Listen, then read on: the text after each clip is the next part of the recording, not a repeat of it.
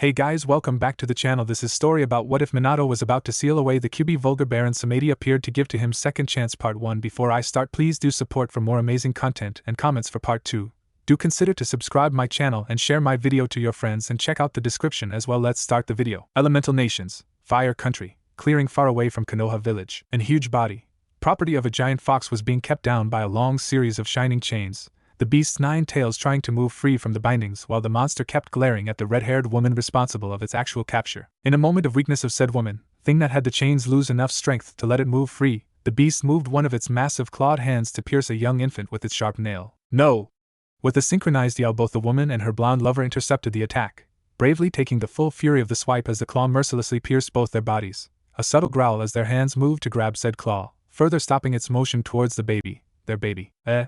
You always have to steal my scene, Kushina-chan, the blonde man said with a tired voice, a serene smile on his face even with a gaping hole in his stomach. A mommy always protects her son, can't have you take all the glory as good parent. Minato, the woman, Kushina, answered with a little giggle, focused only on protecting her precious son. It's time I need to use the Shiki Fujin now that the QB is restrained. We need to tell to little Naruto what we have as our last words now or never, Minato said as the chakra chains of Kushina forced the claw back and out of their bodies. Naruto, my baby, my wonderful baby, Kushina said with tears streaming down her cheeks, happy that the sleeping boy was not forced to see his mommy dying in such a way. My son, I am sorry for what I am about to do, Minato started, forcing himself to be strong enough for both parents. Remember that your mommy will always, Kushina said. Oh fuck. Another dramatic farewell. A nasal-sounding male voice slurred in annoyance, interrupting the two adults. Just die already. He then yelled with a groan. Shut up, fucker. At least those people die with a little dignity, and it's so romantic having them giving a last farewell to their newborn baby. When was the last time you did something romantic instead? I'll tell you when. Never. A female voice answered. Romantic? I can do romantic. What about this? The man said in challenge. Humping a tree is not romantic, you asshole. Stop thinking using your cock for a minute. The woman answered, her answer followed by the sound of something being slapped hard. Both humans and giant rampaging fox couldn't help but sweat drop at the sudden interruption and ruin of the dramatic moment. The mysterious duo finally showed itself few moments later, still arguing and with the woman glaring at the man in annoyance. The woman was fairly young with a deathly pale complexion, brown hair and emerald green eyes. She had her face painted to represent an human skull. She was wearing a black dress with an ample skirt. The man instead was wearing a top hat, a black tuxedo, dinner jacket, dark glasses and cotton plugs in his nostrils. His skin was as black as the night, and just like the woman, his face was painted in white as to show his skull. Happily smoking a cigar, he neared Minato and Kushina, lowering his sunglasses to better watch the two and playfully blowing smoke on the blonde man's face, chuckling at Minato's coughing fit. Kinda painful, isn't it? He asked, grinning, pointing at the two parents' wounds with a bony finger. What do you think? Minato said, clutching his still bleeding stomach, surprised he was still alive. Ignore the bastard, he is full of rum up to his ears. I am starting to think that he directly has that shit in his veins instead of blood, the woman said, huffing. And that, my friend, is why men shouldn't ever get married. Why risking bringing a bitch home forever when you can just do it for a night? The man answered. Yeah, I love you too, the woman said, waving him off, a strange glass of brown liquid appearing in her hands as she sat near the baby, and habanero placidly floating in her drink. Who are you? Kushina asked. Me? Oh sweetie, you should know me. I am a dear colleague of someone you people know very well, he said, grinning, taking off his hat to bow in a theatrical fashion. Who? Minato asked, covering his wife even in his wounded state. He is here already, come out, idiot. We know you are here, the woman said with a barking yell. The baby, Naruto, was now fully awake, but curiously he was looking at the scene in interest instead of crying. Last time I checked, this was MY territory by the way, a dark, cold voice said as a new figure appeared in the clearing. With an imposing height easily towering over the others, sporting a long mane of white hair and purple skin stood the Shinigami itself, the demonic face distorted into a bored expression. So what? Can another psychopomp pay a visit to another? The man said, shrugging uncaring, taking a long draw from his cigar. Psycho what?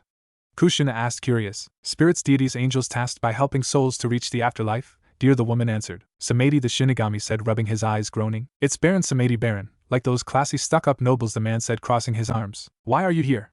Your wife Bridget was supposed to keep you on a thigh leash and stop this from happening again, the Shinigami said, glaring at him. Why I am here? Simple. By just using my amazing and awesome powers over voodoo and death I sensed the birth of a necromancer, unfortunately in your area. Dirty lucky bastard, but then I thought, know what? Fuck the rules. And here I am, aren't you happy to see me?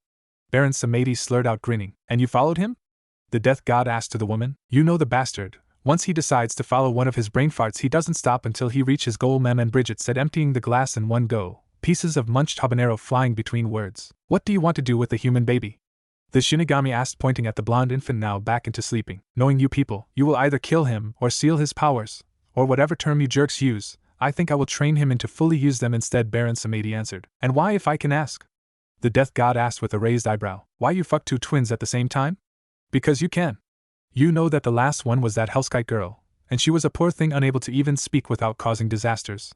At least with me he will have enough control to not turn people to ashes by sneezing, the man answered. You know the rules. We decided to stop necromancers from appearing, so to stop any one of them from trying to create a mess with the natural order of things, the Shinigami said. Really? And you will now tell me that it always worked?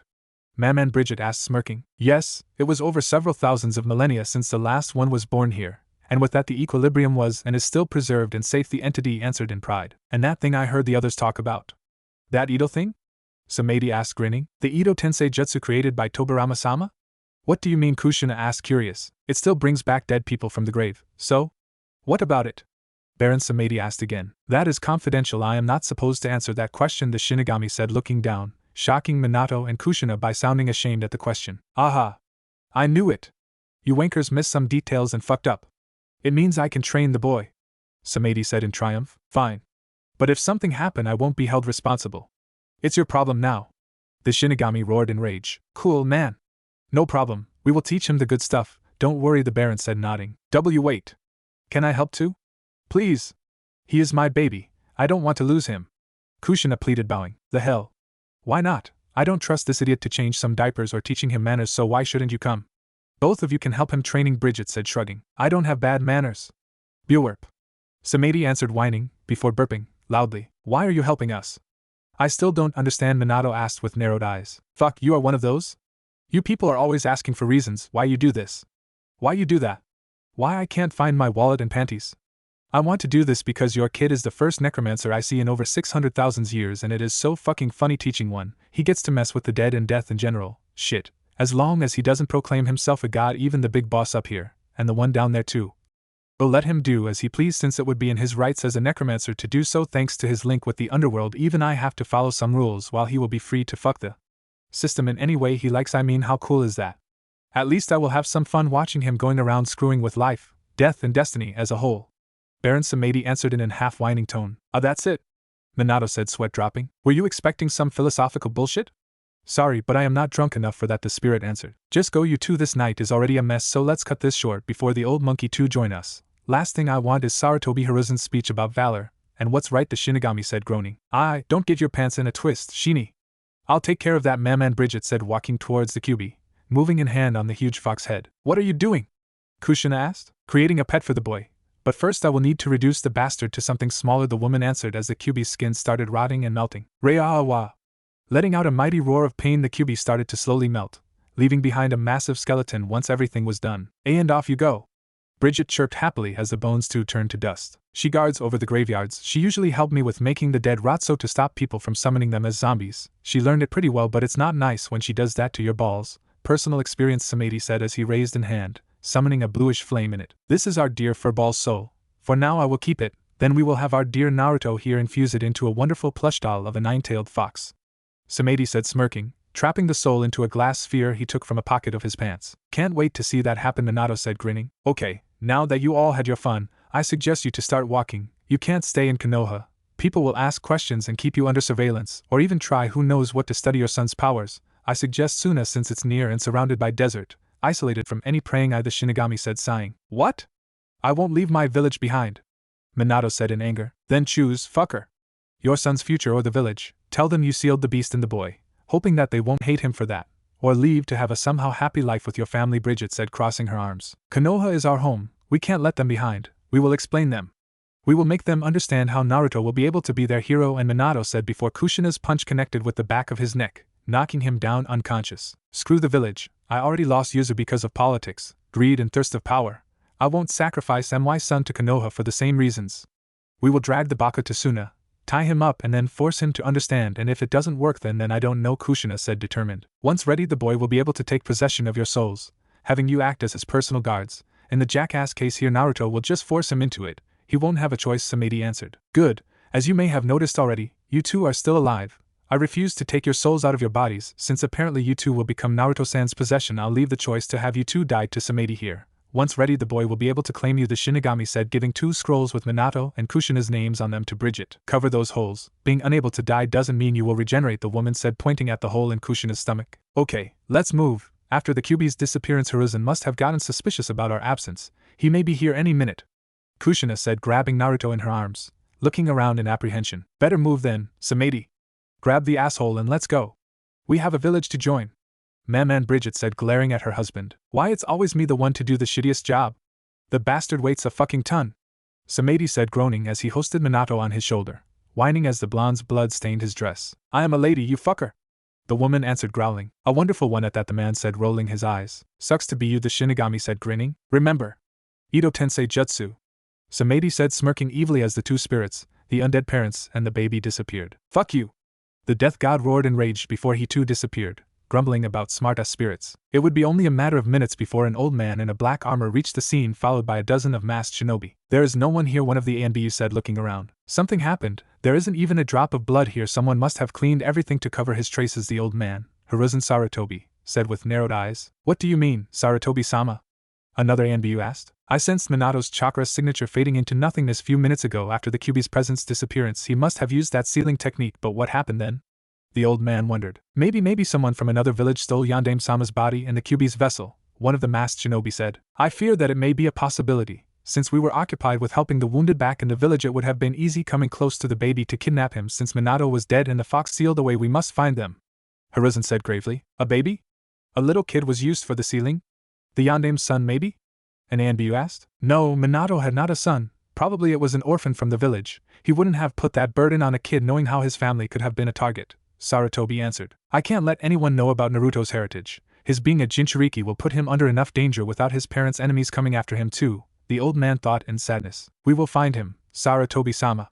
That boy is Konoha's property after all, the captain said, with the men behind him nodding at his words. Not a property. Naruto is our asset. Minato left him to us in the hope that he will one day protect our village with all the power at his disposal no matter what, the old man answered. Hi. The ANBU answered before splitting in multiple directions to find any trace of the boy. I will find him, Minato. I know why you used your son. I know you wished him to be our guardian and protector, even knowing that the villagers would have been hostile to him. You knew that the boy would have been happy to protect us even if shunned or ignored. Can't expect anything less from your son. I will do my best to protect him and at the same time teaching him how to be humble and selfless. Hiruzen, though, while moving back towards Konoha to organize more squads to track down the blonde demon vessel. Suna, sometime later. Isolated area near the village's graveyard. The village of Sunagakure no Sato, surrounded by tall walls of natural rock in the middle of the hottest desert of the elemental nations, infamous for the high mortality rate thanks to the vivid hallucinations the inhumanly high temperatures create during the day, earning it the nickname of the Genjutsu Desert, and the freezing cold nights soon following once the sun set. The village itself was simple in terms of lifestyle, being without luscious forests like Konoha or an ample sea to use for fishing like Mist or the minor wave had the villagers decide to optimize their living conditions when talking about water and food, especially since the majority came from external villages and their merchants.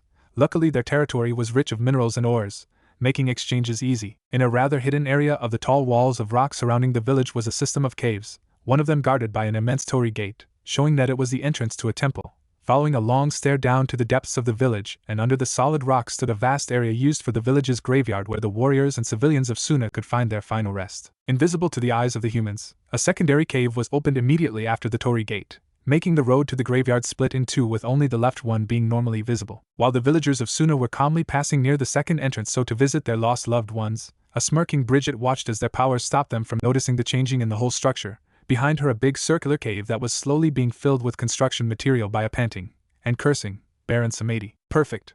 The idiots won't see us if we don't let them. How are things going back there? She asked without looking. Fan-fucking-tastic, thank you. Samedi answered growling. Don't be such a prude. It was your idea to have my Naruchan set shop here after all.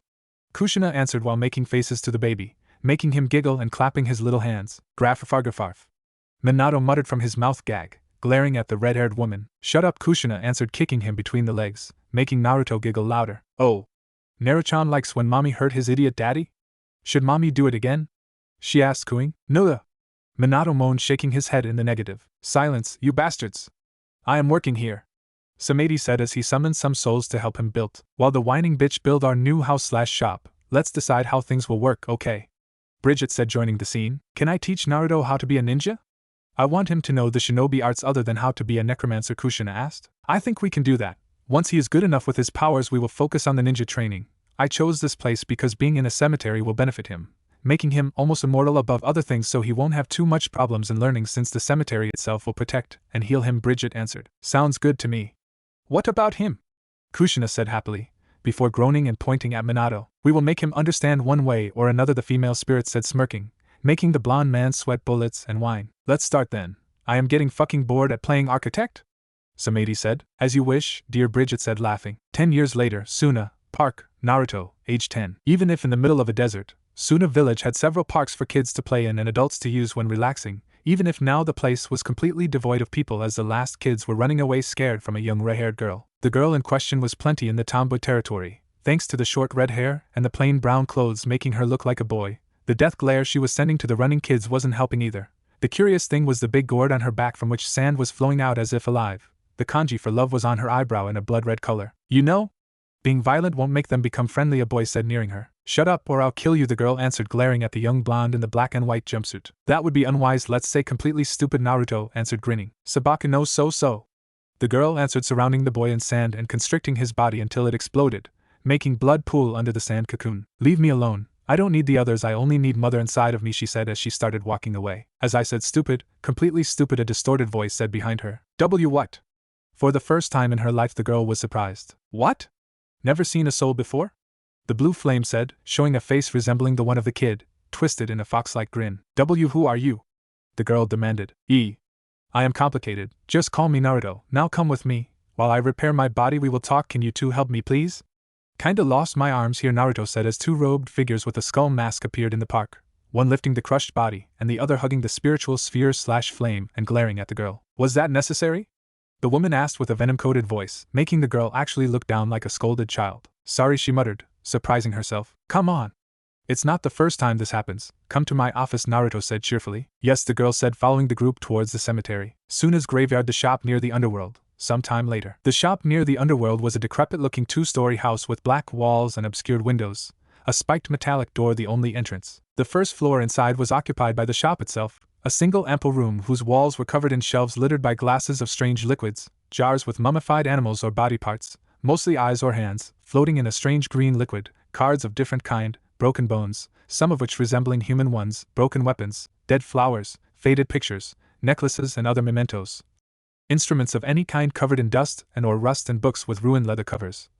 Those somehow whispering to whoever came too close to them. From the ceiling several amulets were dangling on thin threads, subtly tingling in case of the ones with little bells on them. All souvenirs from precedent necromancers that Naruto received as heritage once the construction was completed. The whole local was scarcely illuminated by few red candles, making the already creepy-looking paintings, masks and even shrunken heads on the walls gain an even more distorted appearance. In the far side stood an ample black desk covered in tarots surrounding a crystal sphere near several mirrors and astronomical maps of planets and stars. And huge paintings showing what looked like human faces twisted in continued agony towering over the room, with tanks filled with poisonous frogs, snakes and spiders covering the remaining space of the wall behind the desk. The girl couldn't help but cough a little at the strong smell of incense permeating the air mixed at the dust from the objects in display. Put me on the altar. I will talk to her while we wait, Naruto said as the masked Minato moved away a black curtain to show an hidden altar where he deposited the crushed body, the wounds already healing thanks to its being in the cemetery's territory. Here you go, ready to heal, Minato said before returning to the main room, sitting on a chair and flipping open a book in his lap. I See Dead People.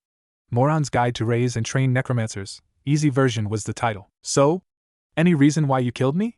Naruto asked, the ghostly facsimile of his face smiling at her from behind the desk. I thought you were going to attack or insult me, the girl answered, still wondering about what was happening. Nope, not going to happen, but you are troubled. Care to tell me why? The ghost asked, curious. What do you want? You must be that strange man they say talks to the dead. The village talk of nothing else, the young redhead said, narrowing her eyes. It was true. Everything started barely a year before. Random people were contacted by a tall man saying that his apprentice would have been able to resolve their problems for the right price. It was mostly the most desperate people being contacted, making their own curiosity the catalyst of their accepting, but still the rumors started spreading like a wildfire. No matter the version, the story had always few key details. A young kid with a dark robe making his recognition impossible would offer counselings, predictions, remove curses, selling talismans, or even let you speak to your dead loved ones, for the right price of course. What was asked for that usually varying from people to people, may it be just money, food, or even jutsus in case of shinobi. But there were times more personal things were asked as payment, like photos, mementos of said dead. one and even blood and memories somehow extracted from the client's mind. The people going there were only unanimous on the location, barely after the torii gate of the graveyard and to the right. But no matter how many people went there uninvited, no matter how many ANBU and Genjutsu specialists were used or jutsus and summons unleashed, the shop itself was nowhere to be found, as if appearing only when a client was brought there by the two strange skull-masked shinobi in ANBU gear.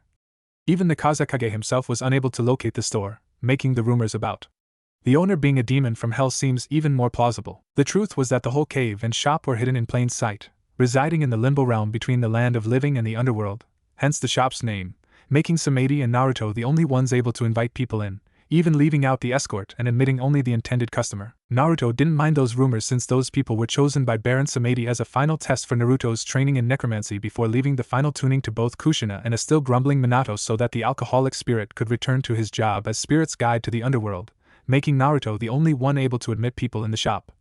Luckily leaving behind few manuals to help the two parents now faithful bodyguards of the boy. Yes, I am that man people talk about, but I prefer the name Baron, sure, thank you. So? What makes you act so bloodlusted? Naruto asked. Sure, death. Why do you care? I don't trust you, the girl said. It has something to do with that spirit sealed inside you? The boy asked, making sand flew through him. What do you know about mother? The girl asked, glaring at him, hating that by now she couldn't kill him like the voice in her head demanded. For a starter, I can tell you that it's not your mother since that soul is not of the human kind, and then that if you don't stop I'll be forced to become violent, Naruto answered, narrowing his eyes. Violent? No one can touch me, mother protects me, she answered. We'll see, the little ghost said, shooting forward, entering the girl's body from her mouth, phasing through the shield of sand she summoned. Gawk! Trashing in her seat, the girl grabbed a fistful of her hair and roared in pain, apparently fighting against herself. Blue. After a few long moments she managed to puke out the ghost that calmly returned to his seat. You sure have a crazy tenant, but as you saw it is not your mother, Naruto said calmly, looking at his body to see that it was now fully healed. Who are you? What's that thing inside me? Where is my mother? The girl asked with rising voice before yelling in rage, the sand from her gourd moving in a mini storm. Just a moment, the little flame said, re-entering the blonde-haired body, opening a pair of deep blue eyes to look at her with a smile. Better. Now I can help you, Naruto said happily, sitting on his seat with an actual body. Answer my questions then. The girl yelled in rage. Fine. Stop screaming and I will help you. First things first, let's talk with your real mother, the boy said, glaring at her. I don't want to speak to her. I know she hates me. My very same uncle told me, as he too tried to kill me last year. She answered. Sorry if I don't believe you, since you have a rampaging beast sealed in you I tend to believe you were manipulated into believing it, Naruto said, shaking his head. Then I will show you. What do you want in exchange for making me talk to her and my uncle? The girl asked. I'll tell you later, now shut up and let me focus. Speaking with the dead is not simple for me. I am still training, Naruto answered, taking 5 candles and positioning them on a portion of the desk he freed from any other object. Lights off and let's start, he said as the other lights in the room died up, leaving only the candles on the desk as source of light. I need to speak with this girl's mother, is she there? Naruto asked to the room as his eyes dulled in color. Who is speaking? A voice demanded as the candle's flames turned blue. I am Baron Shur, necromancer and master of the dark arts, the one who speaks to the dead, and I need to talk to 2 souls in your realm, a young woman and a man recently deceased, respectively the mother and uncle of the girl in front of me, Naruto answered with a monotone voice. Baron Shur, your request had been granted. Those souls will now approach you. The mother will be first, the voice said as a distant echo. Who's there? Sahara? Is that you? A female voice asked from the flames. That's my name. Why are you doing this? Why tricking me? Everyone knows who I am. The girl, Sahara, said in anger. I admit that you are pretty famous here, so knowing your name is not impossible. But I am not trying to trick you, Naruto answered. Then how do I know that this is not a lie? She demanded. You can't, but you can trust me and accept that your mother is here, right? Karura-san? The boy asked. My wonderful baby, what happened to you? What did your father do to you? The woman asked with a sad voice. He helped me understand that I can only love myself, not expecting others to do the same. Uncle confirmed it before I killed him, Sahara answered. I was forced to. Your father tasked me with that attack to see how you would have reacted. Before dying I saw Shikaku's eyes on you, that's why I told you that my sister hated you. I was referring to the biju sealed inside your body. I believed that the demon had took over completely. I am sorry, a male voice said between sobs. You are Yashimaru, right? What happened during the sealing? Naruto asked. Shikaku was sealed in her while still inside Karura's body. Her husband wanted the girl to be the ultimate weapon of Suna. When he was born prematurely, some complications caused my sister's death, but still he didn't care, focused on turning Sahara in his weapon. When it was clear that the girl was unable to fully control Shikaku without giving in to rage, I was ordered to attack her as a last test to see how she would react, Yashimaru answered, sighing. Since then I was continually attacked by our shinobi, Sahara said, looking down. He considers you a failing, so he wishes to kill you and seal the biju into another vessel and try again. I am so sorry, my dear, if only I didn't die, Karura said sadly. Do you really hate me? Do you really hated giving birth to me? She asked, sighing. No. As with your sisters, I was so happy to know that I was expecting you. The few instants I could hold you in my arms were the happiest of my life. The woman answered. Mother, Sahara said, sobbing. Is there any way for you to bring me back? Please, I will do anything. Karura asked pleadingly. I may be able to summon your soul from the grave, but I will have to bind it to something to make it last forever, Naruto answered. Baron Shirsama, can Shikaka's seal work for that? I am an human soul. I shouldn't overpower the seal with my presence, the woman asked. And the biju? It may try to reject or even absorb you, the boy said. I know her. I will be able to stay in the seal and stop her from influencing my little girl, making her able to sleep pacifically, Karura answered in determination. Her? Shikaku is a woman? Naruto asked disbelievingly. She is the only girl of the 9 biju. The rest of us are all males, a whispering voice coming from a cat-sized plush doll of the Kyuubi said, fixing the 2 kids with its unblinking gaze. Thank you for the explanation. Well, I think we can start then. Ready, Karura-san? Naruto said. Yes, I am ready, Baron Shirsama. Karura said happily. Wait. What do you want in payment? Sahara asked, looking at him. What do I want in exchange? I know. You will be my friend. Naruto said, smiling wide. What? The girl said with wide eyes. I see you need some good friends. And I need some too myself. The few I had up until now were just spies people paid to force me to do as they said. The punishment for the people paying them to spy on me wasn't nice, Naruto said, pointing with his thumb at the painting with the screaming faces. Those are, Sahara said, paling. Trap souls. The men that tried to kidnap me using my so-called friends as a bait to capture me and use Baronshir's powers for their goals. I don't appreciate that kind of people. I have powers over death. I can't let people play with those powers. The kids I just scared with some smoke before erasing their and their families' memories of me being Baronshir. Luckily no one else knows this, the boy answered. They tried that with me too, gaining my trust and then betray me. I won't do that to you, friends. Sahara said with narrowed eyes, presenting her hand. Nice to meet you then, Sahara-chan. Naruto said happily, shaking her hand. So? Let's move your mother here with you. The boy said, making the girl nod eagerly. Few minutes later, outside the graveyard. Where is she? The guards supposed to follow her didn't see her disappearing. A girl with 4 ponytails said, looking around. As if you can trust those bakas, Temari, another girl with war paint, said, looking around. Shut up, Kankwa. It's already terrible that she disappeared without your comments.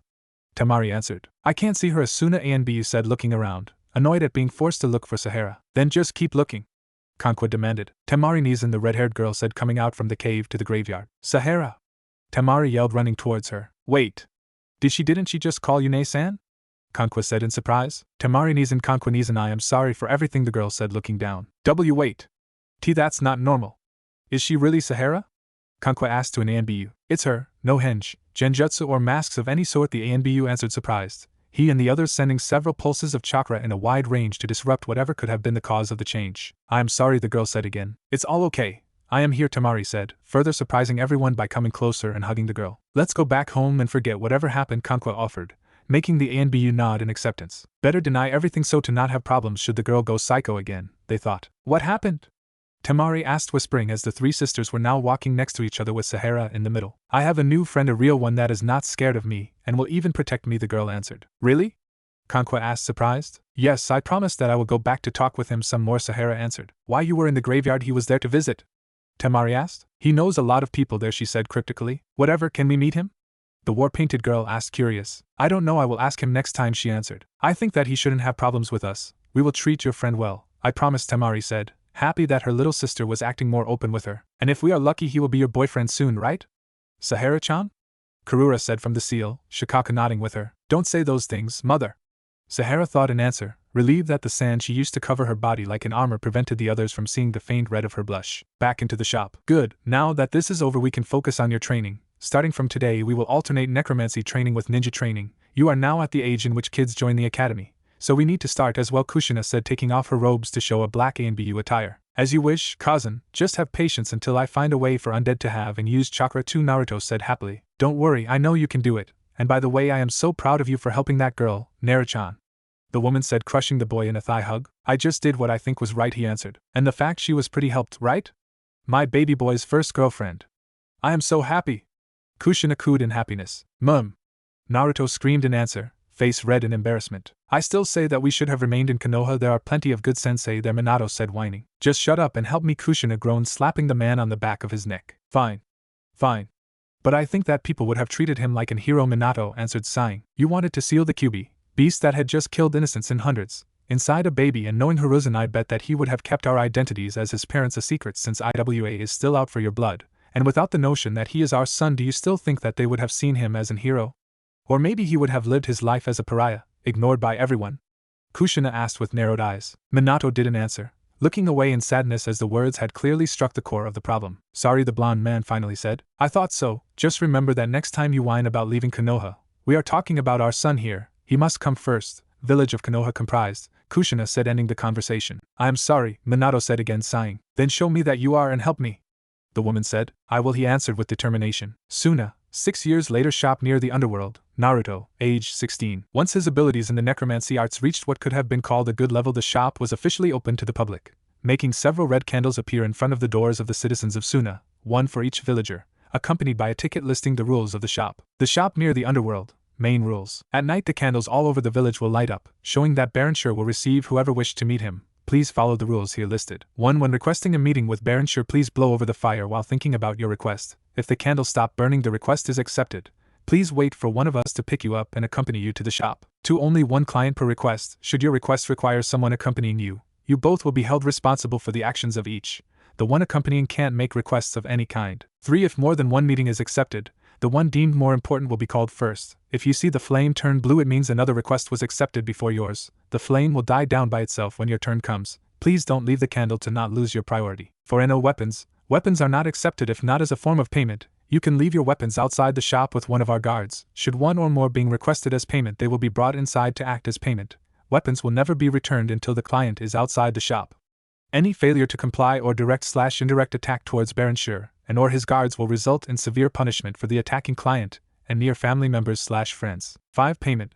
Baron Shur's services have a price. By requesting his help, you automatically agree to pay in any way he will see fit. The payment will be decided before the start of the meeting with Baron Shur. That will be the last occasion for denying the form of payment and renounce to make the actual request. In that case, please feel free to ask for another meeting later, as the payment change depending on the request and following the owner's desires at the moment said request is made. Failure to pay the due price will result in severe punishment. Other minor rules will be listed during the meetings. Please follow them. From now on, the shop near the underworld is open. Thank you for your attention. Even if someone tried to throw away the candles, those always return shortly after. But thanks to the rumors about the place and his owner choosing himself who to serve, a lot of people was instead secretly eager to finally meet him and ask for favors. The great majority were asking for his help when illnesses believed impossible to cure were diagnosed, adding to the mysterious Baron Shur figure the name of Man of Miracles, as he seemed able to tear away the ill men from the jaws of death itself. At the same time, the few fools trying to force him into doing as they said or to not pay after having their selfish desires become reality simply disappeared without trace, leaving behind a list of their sins and the actual requests that had them disappear. More often than not, wishes of dark nature like submitting a man/woman to their bidding or assassinate innocents for reasons of envy, money and or lust. The fact that his predictions about the future were also precise and always true helped, resulting in the more superstitious merchants and shinobi making a point of paying him a visit before an important mission/trading affair, with people coming from even other villages, so to speak, with the enigmatic figure. Using a special white candle positioned in the main square of the village that apparently only people from outside Suna could use. Following the same rules, of course. Voices had that even Kages and Dianwaios hidden under superpowered Henges were secretly asking for meetings with the man, but that was never confirmed since there weren't enough details to confirm or deny it. Now Naruto was calmly sitting at his desk, waiting for Sahara to come visit since she asked for a meeting herself, the black candle in her possession, and that only she could use, making her able to enter the shop whenever she wanted as a VIP guest. She is late, the QB doll said in annoyance, as the boy kept petting him. She will come, you know her. Nothing can stop her when she sets her mind on something, Naruto answered. She is such a nice girl.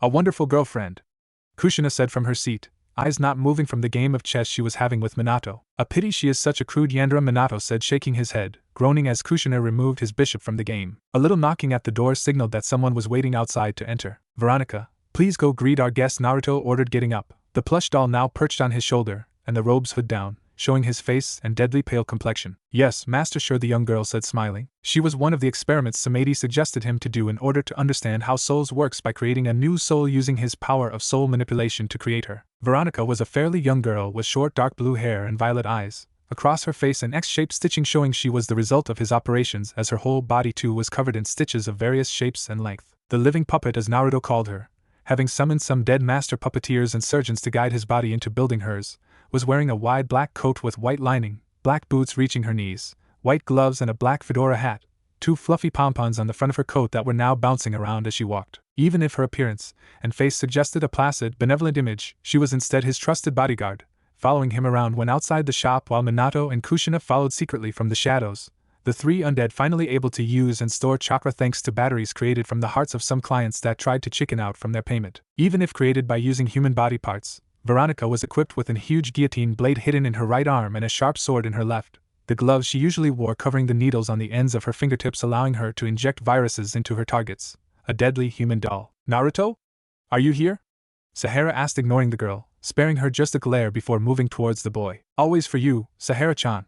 The blonde boy answered. Good, she said, moving his seat back so to sit in his lap with both arms around his torso and her head on his shoulder. That was the normal way Sabaku no Sahara, the almost Yandere, vessel of Shikaku the terribly Yandere, usually sat when visiting the blonde, her sand forming a circle around them as to define the maximum distance everyone should keep from him. Father wants to meet you for some private matter concerning the Chunin exams that will be held in Konoha. Tonight he will come here. What do you think he will ask? She asked, looking at him. Probably the results and the names of the ones being promoted? I think that this time I will wait for his actual visit and see for myself instead of ask to some spirits, Naruto answered, caressing her head. Master, the new project should be ready by now. Should I tell her to stay at ready in case of need? Veronica said, nearing him, Sahara's sand forming spikes to keep her away. You need to work on your possessiveness, Sahara-chan, Naruto said, smiling playfully. As I told you, you are mine, the girl answered with a growl. Yes, I remember that day. You barged in my shop, you glared at me and then said you are my boyfriend now, then you just got out slamming the door, he answered. But like that you got the message, she said. Then what's the problem?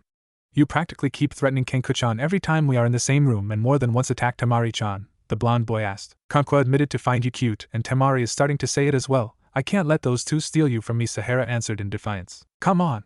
You know I only like you, the boy said, hugging her. But still those two may try something, she answered. May as well share him, it's not like he will go outside the family, Minato muttered sarcastically, rolling his eyes at her. Pervert, the girl answered, hitting him with a sand bullet. I have a client now, do you want to stay and watch?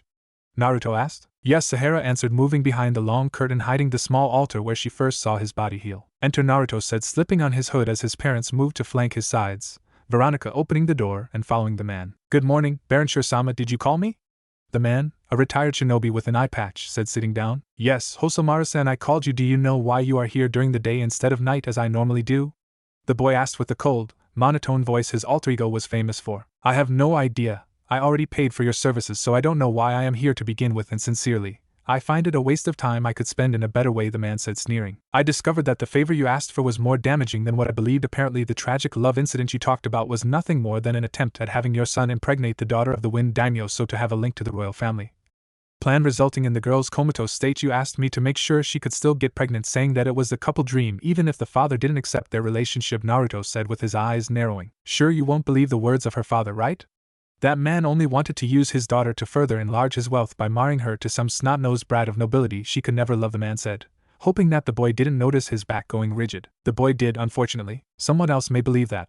That's true, knowing the man's way of treating the others especially. Theory showed in how he is letting Konoha suck up every mission for some reasons, leaving us with barely the means to go on. Unfortunately, for you that is. I was recently called by the daimyo himself for a little job in his palace, the boy said as Veronica moved closer to the man with the two skull-masked parents doing the same. What kind of job? The man said, swallowing hard. He was tired of hearing your complaints going in dissonance with what some trusted bystanders said. They say that your son simply tried molesting her, resulting in her running away and fall down the stairs, making her end up in that bed, Naruto said. That's not true. The bastards are trying to discredit me. The man yelled in rage. Screaming is useless since I am in front of you, as I was saying. Since they were tired of those opposite versions of the story they tried to call me. I usually don't go door to door offering my services, but I admit that this story intrigued me, so I went there. Do you know what happened? The boy asked, leaning forward. They filled your head with lies, he said, narrowing his eyes. Not exactly. I used my powers to read her soul, meaning that I could see what she felt, saw, thought, and even dreamed since the day she was born, and her version of the story was of your son trying to force himself on her. She may have not known it was him. But even while masked, it wasn't hard for me to reconnect the mysterious man to that brat of yours, Naruto said with a low growl. That's not true, and you know it. Hosomaru roared. No one can lie to me when I do that. A soul can only tell the absolute truth, no matter how dark their intentions are. Lies are not of the soul's realm. Then die and feed the worms you so much love, the man said, taking an hidden kunai out of his sleeve to slash open the boy's throat. Don't move! Minato yelled as he acted fast to restrain him, both parents and Veronica holding the man down. That was a mistake, Naruto said with a croaking voice as the cut rapidly healed. What the hell are you? Hosomaru yelled in disbelief. I am a necromancer. I dance with death itself and can freely waltz in and out of its realm as I please without paying for my passing. I can see the dead and play with their destiny. I can manipulate the very same forces of darkness and bend them to my will and create. destroy and change whatever I want in every manner I see fit. Killing who I want and calling back who I want without fear of repercussions if I offer some help to you people is just because I want to be nice and lend a hand. But I don't like when someone stroll here and act as if owning the fucking place. If I want, I can even kill every daimyo and install myself as emperor of this damned country with an army of undead and spirits at my back and call. The only reason I don't do that is because I don't know what to do with a whole country. So stop acting tough and accept the truth. You fucked up and you are going to pay the ultimate price for it. Naruto said, growling, oblivious that Sahara was getting aroused at his speech, not helped by the fact that Shikaku herself was loving the bloodlust in his voice. The ultimate price? The man said, paling, trying to get free from the collective hold the three guards had on him. Yes, the Wind Daimyo is arresting your son as we speak. I managed to wake the girl up and cure the remaining wounds of the attack. Once I told him about your request, the man was of course enraged. But with a little sweat talking, I managed to have a concession, Naruto said, as even under the darkness of his hood his feral grin was visible in all its terrifying glory. What kind of concession? He asked. He will take the boy's life, but I will take yours, Naruto said, snapping his fingers, making a new entity enter the room. She was a tall woman with long black hair, wearing a simple-looking white dress over her body that was completely covered in bandages, face comprised. Who is that woman? Hosomaru asked, trembling. She is my new experiment. I call her Adoria. She will keep the organs I will collect fresh by storing them in her body. I have noticed that spare parts to repair my guards are hard to find, so I decided to create a meaning for me to keep the ones at my disposal from decaying, Naruto answered, chuckling at the scared man's expression. Wait. I can pay you again. I can give you whatever you want to just forget this. The man pleaded. Oh, don't worry. You will pay me with the interests, the boy said, nodding, motioning to Adoria to come closer. Collect everything you can, Adoria-chan, but leave out the brain. I want to add a new slimy coin to my collection. I think I will make it orange this time. I like that color, the blonde boy said as the woman removed the bandages from her face. Well, what is she doing? Hosomaru asked. Preparing for the extraction, of course. Repeat after me, Itadakimasu. Naruto said as the woman's face showed up as being a mass of long tentacles leading to a fanged hole acting as mouth. Ayawa. The man screamed in terror, as he was literally swallowed whole by the woman. Maybe orange will be too bright brown perhaps. No, orange, definitely going to make an orange one this time. Naruto mused, looking at a wide fish tank filled with water where several colorful blobs of slime were slowly swimming aimlessly. You are terrifying when you want to, Sahara said, walking out from the curtain, hugging the boy from behind. It's the fair punishment for an animal ready to do anything to sate his hunger. He won't die. I will use his brain to eternally bind his soul and then turn the whole thing into one of those blobs, floating in the water without possibility of freedom or death. Eventually he will just stop thinking, like the others, Naruto said. And I must scream. Those were the exact words, right? Sahara said. Exactly, Naruto answered. Just remember that you have me. Not everyone is evil in this world. That's true. It's just that living surrounded by death makes you insensible at what it means to be alive, Naruto said, nodding. Then I will remember to you what it means to be alive, proving both our existences, Sahara said, walking in front of him. You may be my self-declared girlfriend, but I can say that is worth it, the boy said, smiling. Good to hear that. Things won't change even if you were to refuse. But like this is easier, she answered with a tiny smile, normally reserved only to Naruto. I'll remember that, he said, kissing her forehead. I need to go, otherwise my sisters will use this as an excuse to try and see you, Sahara said, moving towards the door. I won't mind being shared between you three. You all are incredibly cute, Naruto said, grinning. Pervert, she said, closing the door fast to not let him see her blushing. It was in those moments that Shikaku went back into asking for blood, ordering her to kill whoever tried to seduce their man. Sahara's sisters comprised in the hit list. Suna that night, the shop. I am the Kazekage. I should be able to enter every time I want, not asking for permission like a commoner, the man said, sneering as he neared the entrance, ignoring the mysterious cold mist that usually surrounded the place, further adding to the spooky aura of the shop. Knocking twice, he glared at Veronica as she blocked his entrance. Weapon, she simply said, presenting her outstretched hand, the other holding an empty scroll ready to be used to keep them. TCH. Disgusting freak, the Kazekage muttered in distaste as he removed every weapon on his person. The hidden blade too. We won't give attackers an excuse to fight back this time, the girl said with narrowed eyes, a long blade coming out of her sleeve. Here, take it and shut up, he answered, throwing the little knife at the girl's feet. Welcome to the shop near the underworld, idiot, Veronica answered, moving to the side, rolling her eyes at the man's actions. Kazekage-sama, it's a pleasure having you here. What can I do for you in this wonderful night? Naruto asked, trying to sound respectful, seething inside at the bastard that kept sending his girlfriend on high-profile missions in hope to have her return injured enough to easily attack her and extract Shikaku. Next week there will be the Chunin exams in Konoha. I have some business I will conduct on the side during the event. I want you to tell me how things will go, he asked. It's not a secret to me that you are planning an invasion with Odo village aiding you. I have some spies around the village that daily report to me. Your daughter Sahara will play a key role in that as well. Am I right? The boy asked, watching as the Kazekage went rigid at that. You dared to spy on me?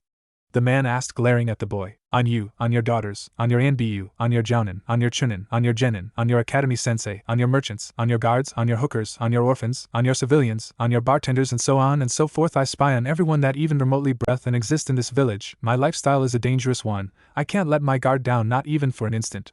But if you are concerned about me talking, I can assure you that I usually keep my clients' secrets. No matter what, well, I do that until those secrets do not endanger me and mine, of course, the boy answered with a low chuckle. You better now then, since you apparently know about that plan, tell me that things will go as I expect, he demanded. I can see some aspects of the future, not influencing it completely. But if you are so interested, which will you want me to use? Divination has many forms. Tarots, books, crystals, mirrors, needles, even the dead can help in that. That is, if the dead want to cooperate, the boy asked, rising in hand to count. I don't care. Just hurry up and tell me, I will conquer the leaf, the Kazekage said, sneering. Tarots then, my favorite, Naruto said as he rapidly shuffled the cards, positioning them face down on the table. Chose 3 of them while thinking about your question. Those will tell us your future, the boy said. TCH. Party tricks, he muttered while pointing at 3 cards that started floating in front of the boy. No tricks, Kazekage. Dark arts, the boy answered while reading the result, smirking under his hood. So? What do you see, oh great Baron? Sure, the man asked in sarcasm, uncaring that Veronica was glaring at him in hate, or that Kushina seemed ready to rip him in half. I can safely say that everything will go as planned and your ambition to see Konoha invaded will become reality. Sahara will give a pretty big hand in the final outcome. Congratulations, may I suggest an amulet to further increase your luck? Naruto answered, clapping his hands a little with an amused tone, a little tablet of black wood appearing in his hand from inside the wide sleeves of his robe. I don't need that, that garbage is for weaklings that fear death. I will destroy Konoha and show to everyone the greatness of Suna. Suits yourself, I will come to watch the thing unfold from distance. It may be interesting, the other answered, shrugging. Will you use your power to help us? The man asked. Nope, not happening. If someone knows that I can interact with the dead and misunderstand my abilities, you may find yourself in more troubles than that is worth, Naruto answered, shaking his head in the negative. Coward, the Kazekage said, throwing a little sack of money on the table before getting up to leave. Since you have all those spies, what can you tell me about this Naruto boy my daughter Sahara is seeing? He asked. This time I'll answer for free, don't worry. Her friendship with him won't cause you too many problems. You may even benefit from it in the end, the boy answered, chuckling. At least the brat is useful. She is easier to control now. More stable, the man answered, slamming the door as he left the shop. We need to do something. He will attack Konoha. Innocents may die. Minato said worriedly. Have no fear. I told him he would see the mission being carried on, not that it will succeed, Naruto answered, taking off his hood to show a devious smirk. What do you mean? Kushina asked. I saw the plan starting, but I also saw its complete and utter failure, the blonde boy answered, tapping on his desk, making 3 cards light up and jump in the air. Yes, our dear Kazekage won't be able to see the mission succeed, and the one killing him will also die, Naruto said, showing a tarot with a 13 written under the image of a cloaked skeleton holding a scythe, the tarot card of death. He should really have took that amulet, the boy said, smirking. You think it will be Sahara the one to kill the Kazekage's killer? Minato asked, with a little help from myself? Of course, can have the first coming, taking away my woman's chance for revenge. I'll be there to be sure everything will play accordingly, leaving Konoha with the littlest amount possible of casualties if you care so much. But I can't make promises. I am still a villager of Suna. I have to protect my village interests. We will need to have a chat with both the Fire Daimyo and our esteemed Wind Daimyo after this is over. Better talk with Sahara-chan and her sisters tomorrow. Giving them and heads up will prevent them from doing something stupid and or dangerous, Naruto answered, closing his eyes in thought. An image of a snake biting a monkey to death briefly flashing in his head, catching his curiosity. Interesting, the boy muttered while moving upstairs towards the bedrooms. That night his dreams were filled with battles, a toad and a monkey fighting against hordes of shadows and sand following a snake's orders, images of an old helmet being crushed underwater and wood that were smelling of death and covering everything, trying to trap and kill the monkey. A brief glimpse of a slug appearing in the distance, as if waiting for something. Why the visions in his dreams were never clear to understand. It was something that really annoyed Naruto. Konoha, day of the exam, village entrance. Well, it is a nice village after all, a little too many trees for my tastes. But I admit it may have some form of beauty depending on who you ask, Naruto said as he walked with the Suna sisters and their Jounin sensei Baki. He could clearly feel the happiness of Minato at being back. Kushina and Veronica were just following the group from the shadows, only interested in protecting the blonde boy, ignoring completely the village. Why you came with us? You are not even a shinobi, the man asked. And leave some idiot tried to seduce my Sahara-chan. Not happening, the blonde boy answered, smirking, the fox plush doll on his head watching everything in disdain. As I said to father, it was either him coming or me not taking part to it. You know what I am talking about, Sahara answered as she got closer to the blonde. Why you told him? He may put everything in jeopardy. Baki answered. We trust him. Don't worry, Temari answered. He is a good boy, she then said, smiling at the boy. And our favorite toy, Kenku said, smirking. Touch him and I will kill you all, Sahara said, glaring at her sisters. Try, and before I die I will tell him what you were doing last night, and what name you were saying between your moans. Temari whispered in answer. You wouldn't dare. The red-haired girl said. Try me. The other said in challenge. Quit it you two, we can't risk screwing the mission, Naruto said in a reprimanding tone. Come back here. A female voice screamed as a boy with a long scarf came running towards them, hiding behind Naruto in clearly fear of whoever yelled. Please help me, the boy pleaded as a girl boy something with pink hair came into view. Stop hiding and take responsibility, the girl said pointing at him. What have you done to make her angry? Naruto asked. Called her billboard forehead, but she was making fun of my scarf, the boy answered. Listen, Mr. Bond, boy asked. Haruno Sakura, now hand over the brat so I can punch him, Sakura answered, crossing her arms. Run, I will distract her, Naruto said. Thank you? The already sprinting boy yelled in answer. Why you helped him? The pink-haired girl asked. Because I wanted to, that's all. Why are you four here? She then asked. A lot of questions. My girlfriend is here with her team, so I came to cheer for her, Naruto answered with Sahara smiling at him. The bimbo?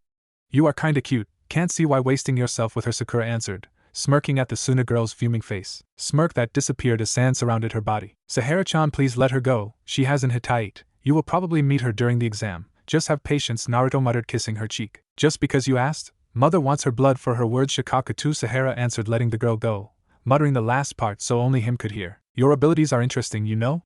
A boy said from the top of a near tree. And you are? Kanka asked, crossing her arms. Sasuke Uchiha, Naruto said in a bored tone, reading his name and date of death inside his soul. So I am famous even in Suna, can't say I like it, Sasuke said, sighing. More likely an hidden ability of mine. Nice to meet you. I am Naruto, the blonde said, waving at him. Baka. As if Sasuke-kun will waste time talking to you, Sakura said, glaring at him. Are you here for the exams as well? Sasuke asked, completely ignoring the pinkette. Just as a spectator, my girlfriend will take part, Naruto answered. Good luck then, I hope we will fight each other, Sasuke said, jumping down and presenting his hand. A wall of sand appearing between th2. Not a trusting girl, sorry then, the Uchiha boy said, nodding. What's your team? Temari asked. Me and two girls, Sakura is one of them, unfortunately, Sasuke answered, sighing. Hoping to have you use them to recreate your clan? Naruto asked. Sadly yes, I decided to train so that one day I will be able to avenge my clan by killing the one responsible. But the village seems worried that I may take too much time and push for me to hurry up, as if getting stronger was as easy as snapping fingers. The raven-haired boy answered with a pained expression. Not a revenge-driven guy then? Naruto asked. Oh, I want to kill him, but I am not so stupid to believe that it will be easy thanks to my name. No more at least. After risking getting killed during a C-rank turned A-rank mission, I started to reevaluate my life. Can't let ego blind me. With my eyes it may sound kinda stupid too, the boy answered, turning his eyes red with two tomos. I heard that other than Itachi and Mikoto Uchiha, every other possessor of the Sharingan was kinda full of himself and overconfident, Kenko said, grinning. Can't argue with that. Sadly I like to think that I am another humble Uchiha, or at least I hope so, Sasuke answered, shrugging. Keep saying that and stay out of trouble, those eyes too have limits, you know? Naruto said, strangely patting the tree Sasuke was on few minutes ago. Who do you think you are? Sakura said in rage, the team of Suna plus guests walking away, ignoring her once more. Shut up, Sakura. He is right, in the past it was that attitude to cost the life of several bloodline users. Just because the Sharingan posse's powerful abilities doesn't make it invincible, Sasuke said, looking intensely at the tree the boy touched. Why you defend him? He is not even a shinobi. He has no right to say that, Sakura asked in disbelief. Because he said the truth. And as for not being a shinobi, I fear he doesn't need this exam. Look at this tree, Sasuke answered, pointing at the dead plant. It's dead? But you were there few minutes ago, Sakura said, watching as the former green plant was now dead. Empty branches and black-colored bark. Completely rotten, the Uchiha boy said, tapping it, making the whole thing fall down to pieces. A truly strange, terrifying boy, Sasuke muttered as he walked away, Sakura immediately following him. Things will be interesting. Can't wait to see what will happen, Naruto muttered, smirking, feeling the spirits of Konoha in their restless state as they too knew of the approaching storm. Konoha Village, abandoned apartment complex. Night before the exams. Gossip had always been the fastest thing in existence, especially when shinobi were the ones to gossip about something. So it was no surprise that the news of Baron Shur momentarily setting shop in Konoha for the duration of the Chunin exam was already well known even before said man could have possibly opened his shop in the village. Ever since the sun set, a continuous stream of visitors had focused its attention on the rundown apartment complex where the first floor had apparently gained the ability to change into a perfect replica of the infamous shop near the underworld in Suna. The truth was that Naruto learned that saving the appearances was fundamental in the maintenance of a good image in the eyes of the customers. That's why he had prepared an exact copy of everything normally inside his shop that he kept sealed in scrolls. So to give the idea that Baron Shur could summon his shop wherever he was from beyond the mortal realm. It was not like he lacked the materials for the shrunken heads, swimming blobs or pictures of screaming faces, since apparently human beings were unable to understand the simple rule of, you try to not pay and I turn you into furniture. It was their problem after all, not his. Right now the black-cloaked blonde was waiting for yet another customer to visit him, feeling lucky that he had not to take part to the exam. Otherwise he would have as well fell asleep while standing the next day. How many before we can call it a night? The QB doll asked with a bored voice. 3 more and then finally we will get some sleep, Naruto answered groaning. I don't remember this place being so full of superstitious people, Kushina said, giving the boy a little shoulder massage. Yeah, we were also lucky no one linked the plush doll to Naruto and the QB, Minato said. We were lucky that I managed to stay out of everyone's radar instead. Those A and B kept following me around like a shadow, Naruto said to correct his father. That's true, they were talking about recovering Konoha's weapon while we were following them. Luckily without the hard batteries installed they couldn't sense us, Kushina said, huffing. Okay. They were seeing our son as a weapon instead of an hero. I already admitted my mistake. You and the others were right in abandoning the village, okay? Can we please go on with our lives, or non-lives, now? Minato said, groaning. At long last the mighty yellow flash admitted of being a baka. I am elated. Kushina answered in triumph. Cut it off, you too. Luckily I have not the QB sealed in me, otherwise they would have been certain I was the one they were looking for, Naruto said. While sealed here even their precious Byakugan and Sharingan can't work, or influence me. A plush doll has not a chakra coil system for the Hyuga to see and disable nor an actual brain for the Uchiha to mess with. Until I keep my energy dormant no one will be able to know that I was the nine-tailed fox they so much hate. Even a sensor-type shinobi won't be able to sense me while literally keeping me in their hands, the doll said. Yeah, I know I am a genius, no need to remember me that, Naruto said in pride. Master sure, the next customer is ready to enter, Veronica said approaching the table. Let her in. Let's hear what she need, Naruto said covering his face with the hood as a girl with brown hair tied into 2 buns entered the shop, cautiously looking around while following the human doll. Nice to meet you, my dear, welcome to my humble shop, the necromancer said with a little bow of his head, the coldness and monotone voice sending a shiver up her back. The honor is all mine, I am the girl answered. Higurashi Tenten, I know people won't trust my ability of clairvoyance if I fail at knowing with who I am speaking at the very least, Baron sure said letting out a brief chuckle. Yeah, I guess so I will. Some people talked about your ability in predicting the future so I was wondering, Tenten said looking around. You want me to see what fate has in store for you? The cloaked figure asked curious. Yes, even if I would like you to not calling it fate, I have a teammate kinda enamored with the concept, and I am starting to hate the word itself, she answered. My bad, sorry for bringing out that then. But I need to remind you that I can predict one of the innumerable possible futures that are awaiting for you. It will be your choices to determine which one will become reality. If you still want, I can tell you what will happen should things continue as they are, the Baron said nodding. I can accept it. I get that. Should I try to force that particular future to happen in the end the result will be different? She asked. Seeing him nod she closed her eyes to let out a sigh. Some preference in the method you wish me to use? The boy asked. The crystal sphere if you don't mind, Baron Shursan, Tenten asked. Very well, Naruto said clapping his hands making every candle in the shop die down until only the faint, pearl-white glow of the crystal sphere remained, like a small moon hovering over the table. You can try if you want, you are not the first one to do it, the necromancer said with an amused tone finally surfacing. Oh. I didn't mean to, the girl said nervously. Go on, I don't mind, he said motioning her with an hand, watching as the girl moved her hands as to dispel an illusion. Kai. Focusing as much energy as she could the girl tried to release the genjutsu, an or technique she believed was in the room, getting nothing as result. Solid crystal cut in a perfectly spherical shape, no lights, no smoke, no mirrors and of course no jutsu. But feel free to not believe and just treat me like a counselor. I am just here to please and help, Baronshire said moving his hands up and shrugging. Okay, how does this work? Tenten asked pointing at the sphere, a little embarrassment showing on her face. She was not one to believe in this kind of things and was feeling a little silly in being there at all. Focus on what you need to know, no need to tell me directly. Just think about your question and focus on the core of the sphere. I will do the rest. The boy's voice returned cold and emotionless as he was speaking, the crystal shining a little brighter as to attract the girl's attention. Okay, she muttered letting out a long breath before focusing on her question, a shadow of sword appearing in the middle of the sphere a few seconds later. Good, the Chunin exam is what is giving you more doubts. I see. Since it's your first time I won't ask for payment, but this is the only time I will do this. Should you return I will pretend my payment, he said surprising the girl that nodded in thanks. Mirror's nice trick, you are an ingenious girl, I am impressed, Baronshire said nodding. How did you Sorry, Tenten asked before falling silent at how stupid her question must have sounded. Don't worry, Yes, a forest. Must be the forest of death I presume for one like me. It almost feels like home. But let's see further, the boy said chuckling again. The forest of death feeling like home. This guy must be completely out of it, she thought in worry. From here onward everything becomes foggy. I can only give you this advice. Sounds can be devastating in more ways than one. Messing with your senses and showing you things that are not what they are in reality, he said as the light in the crystal ball died down while the candles were lighting up again. Sounds? I guess I will pay attention then. Any suggestions? Tenten asked. Stay focused, trust your instinct and make your hands and accuracy stay steady and sharp. You will go far, the boy answered getting up. Thank you, Baronshire-san, she said bowing. A lucky charm? Just in case you may need one, he asked. I don't usually believe in those things. Fine, I want one. the girl answered before blushing and presenting her hand. Perfect, 50 ryas, my dear, Baronshire said, giving her a polished tablet of black wood with tiny inscriptions on it. Expensive, she muttered, paying him. But working all the same, keep it over your heart, you will thank me after the end of the exam, Naruto answered. Be as you said, good night, Tenten answered, shrugging, leaving the shop with Veronica closely following her. After the girl left, Naruto took off his hood, sat back at his desk and tapped the crystal ball several times with a serious expression. Talk, I know you are there, he said to the sphere. Baronshire-sama? A female voice asked tentatively. What do you need, O spirit of the underworld? The boy asked solemnly. I am Higurashi Paiten, I am here, I need your help, Baronshire-sama.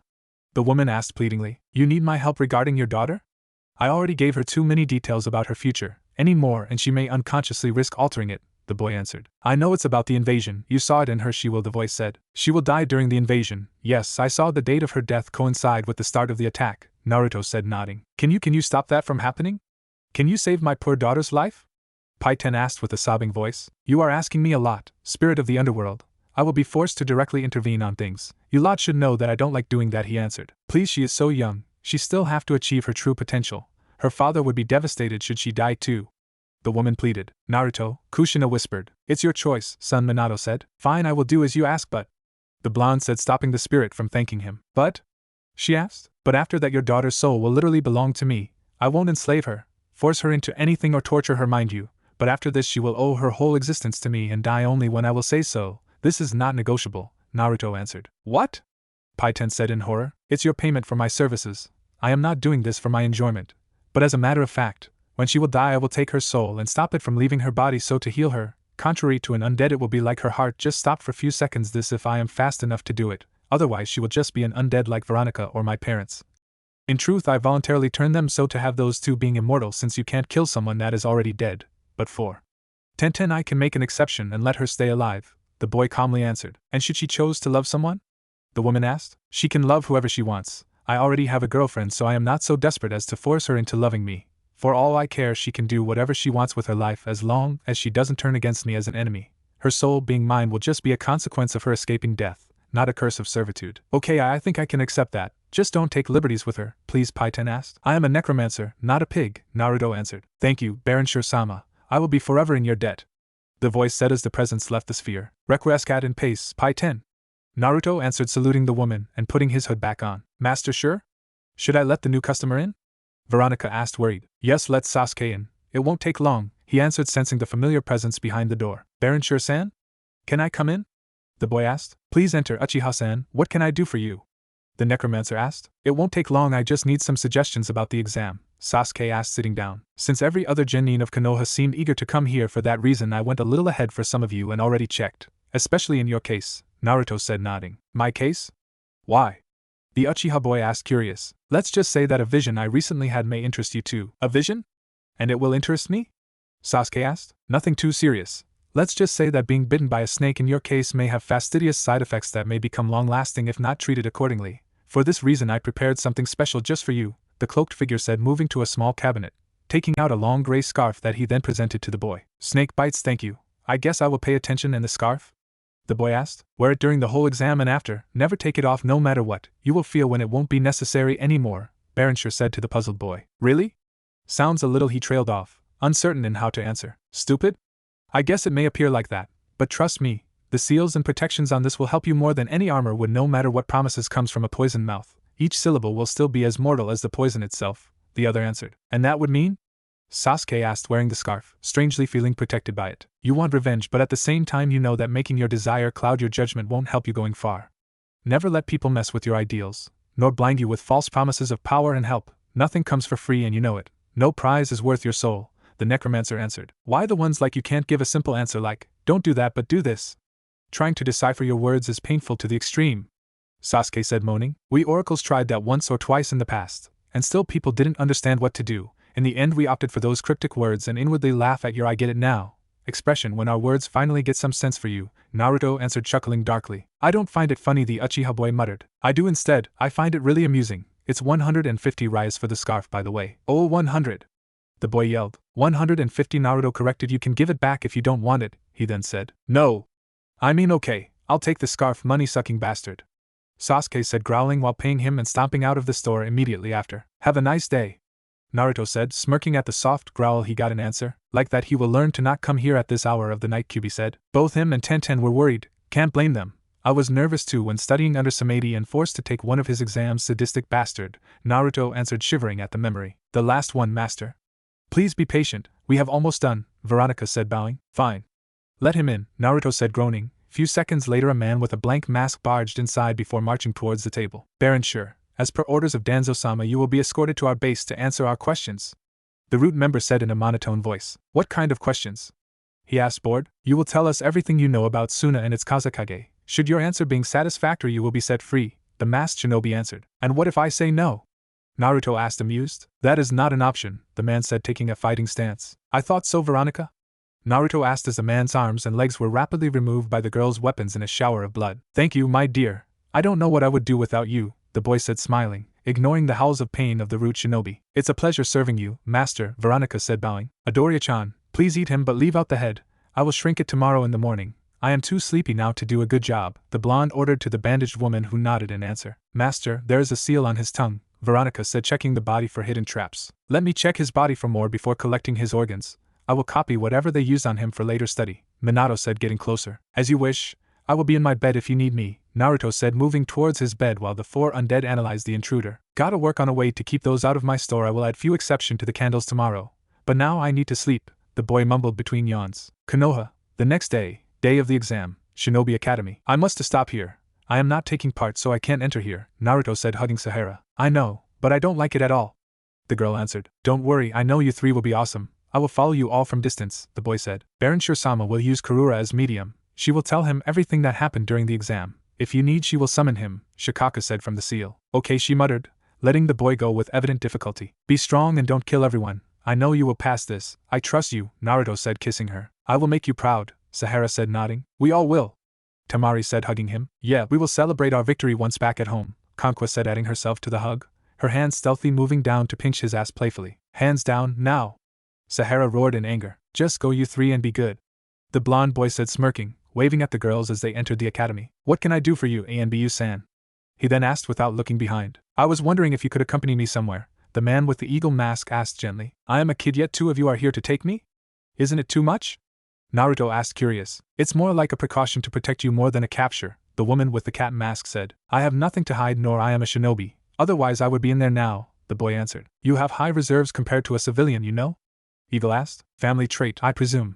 I didn't go to the academy back in Suna, nor I am registered as a soldier either, the blonde answered. Be as you said, please follow us. It won't take long, Kat said, taking a step forward, raising her hands to show her lack of ill intent. I will, but just so you know, should you try something, you will regret it immediately after, Naruto said as the woman's hand grabbed his shoulder, the three disappearing in a puff of smoke. Hokage Tower, now! Kushina growled as she sprinted towards the tall construction. I will hold you responsible should something happen to Master Sure, Minato-san, Veronica said, glaring at the man. Then be fast punishing me, because if something happened to Naruto I doubt Kushina will leave something of me for you to torture, Minato answered, sighing. That's right, bellowed the undead redhead. Konoha, Hokage Tower. Few minutes later. Here he is, Hokage-sama, the eagle Anbu said, pushing the boy inside a wide room. Thank you, we will take care of the rest from here on. You can go, Hiruzen said, nodding. Hi, the man answered before leaving. What can I do for you, Hokage-sama? Naruto asked, bowing. I just need you to clarify some doubts for me. Do you mind helping me? The old man asked with a gentle smile. As long as it is between my abilities I can't see why not, the boy answered, smiling. Go! Hiruzen commanded as 3 ANBU encircled the boy, encasing him in a blue barrier. What the? Naruto exclaimed. Jiraiya? It's your turn now, the old Hokage asked as a man with long white hair moved out from the shadows. Stay still, Gaki, it will take an instant, the man said as his hand moved inside the barrier, lifting the boy's shirt to look at his belly. It should be somewhere here like it was with her, Jiraiya muttered, touching the boy's belly with an hand coated in chakra. There is nothing? Nothing? It can't be, the toad sage said, moving more chakra in the area, eyes wide as the results were negative. I was called here to be molested? Naruto asked, worried. Aye, sensei, that is not here, Jiraiya said, watching the old man. Can you check somewhere else? Hiruzen asked. I tried, I got no answer from the pulses, the other answered. Hayashi? Did you see anything? Hiruzen asked to the wall, the illusion fading to show the shinobi clan heads sitting in their seats in the council room, intently looking at the boy. Nothing, Hokage-sama, there is nothing extra inside his coils, a man with long brown hair and pale, pupilless eyes said, shaking his head. I see, Hiruzen muttered, but the Hyuga clan head said his chakra feels cold as like, I can see that his chakra is there, but at the same time it's like the energy itself is dead somehow. His body can still generate chakra, but without the normal vitality one can expect from the energy, he then explained. What? Hiruzen said, surprised. His smell too is strange, a woman with a feral appearance said, raising her hand. What do you mean, Sim? Hiruzen asked. His smell is thin. I don't know how to describe it. It's like he could barely leave behind a trace. The Inuzuka matriarch answered, uncertain. She and Hayashi-san are basically describing him as the nearest thing to a living corpse one can find. Even if alive, he seems to lack whatever makes someone alive to begin with.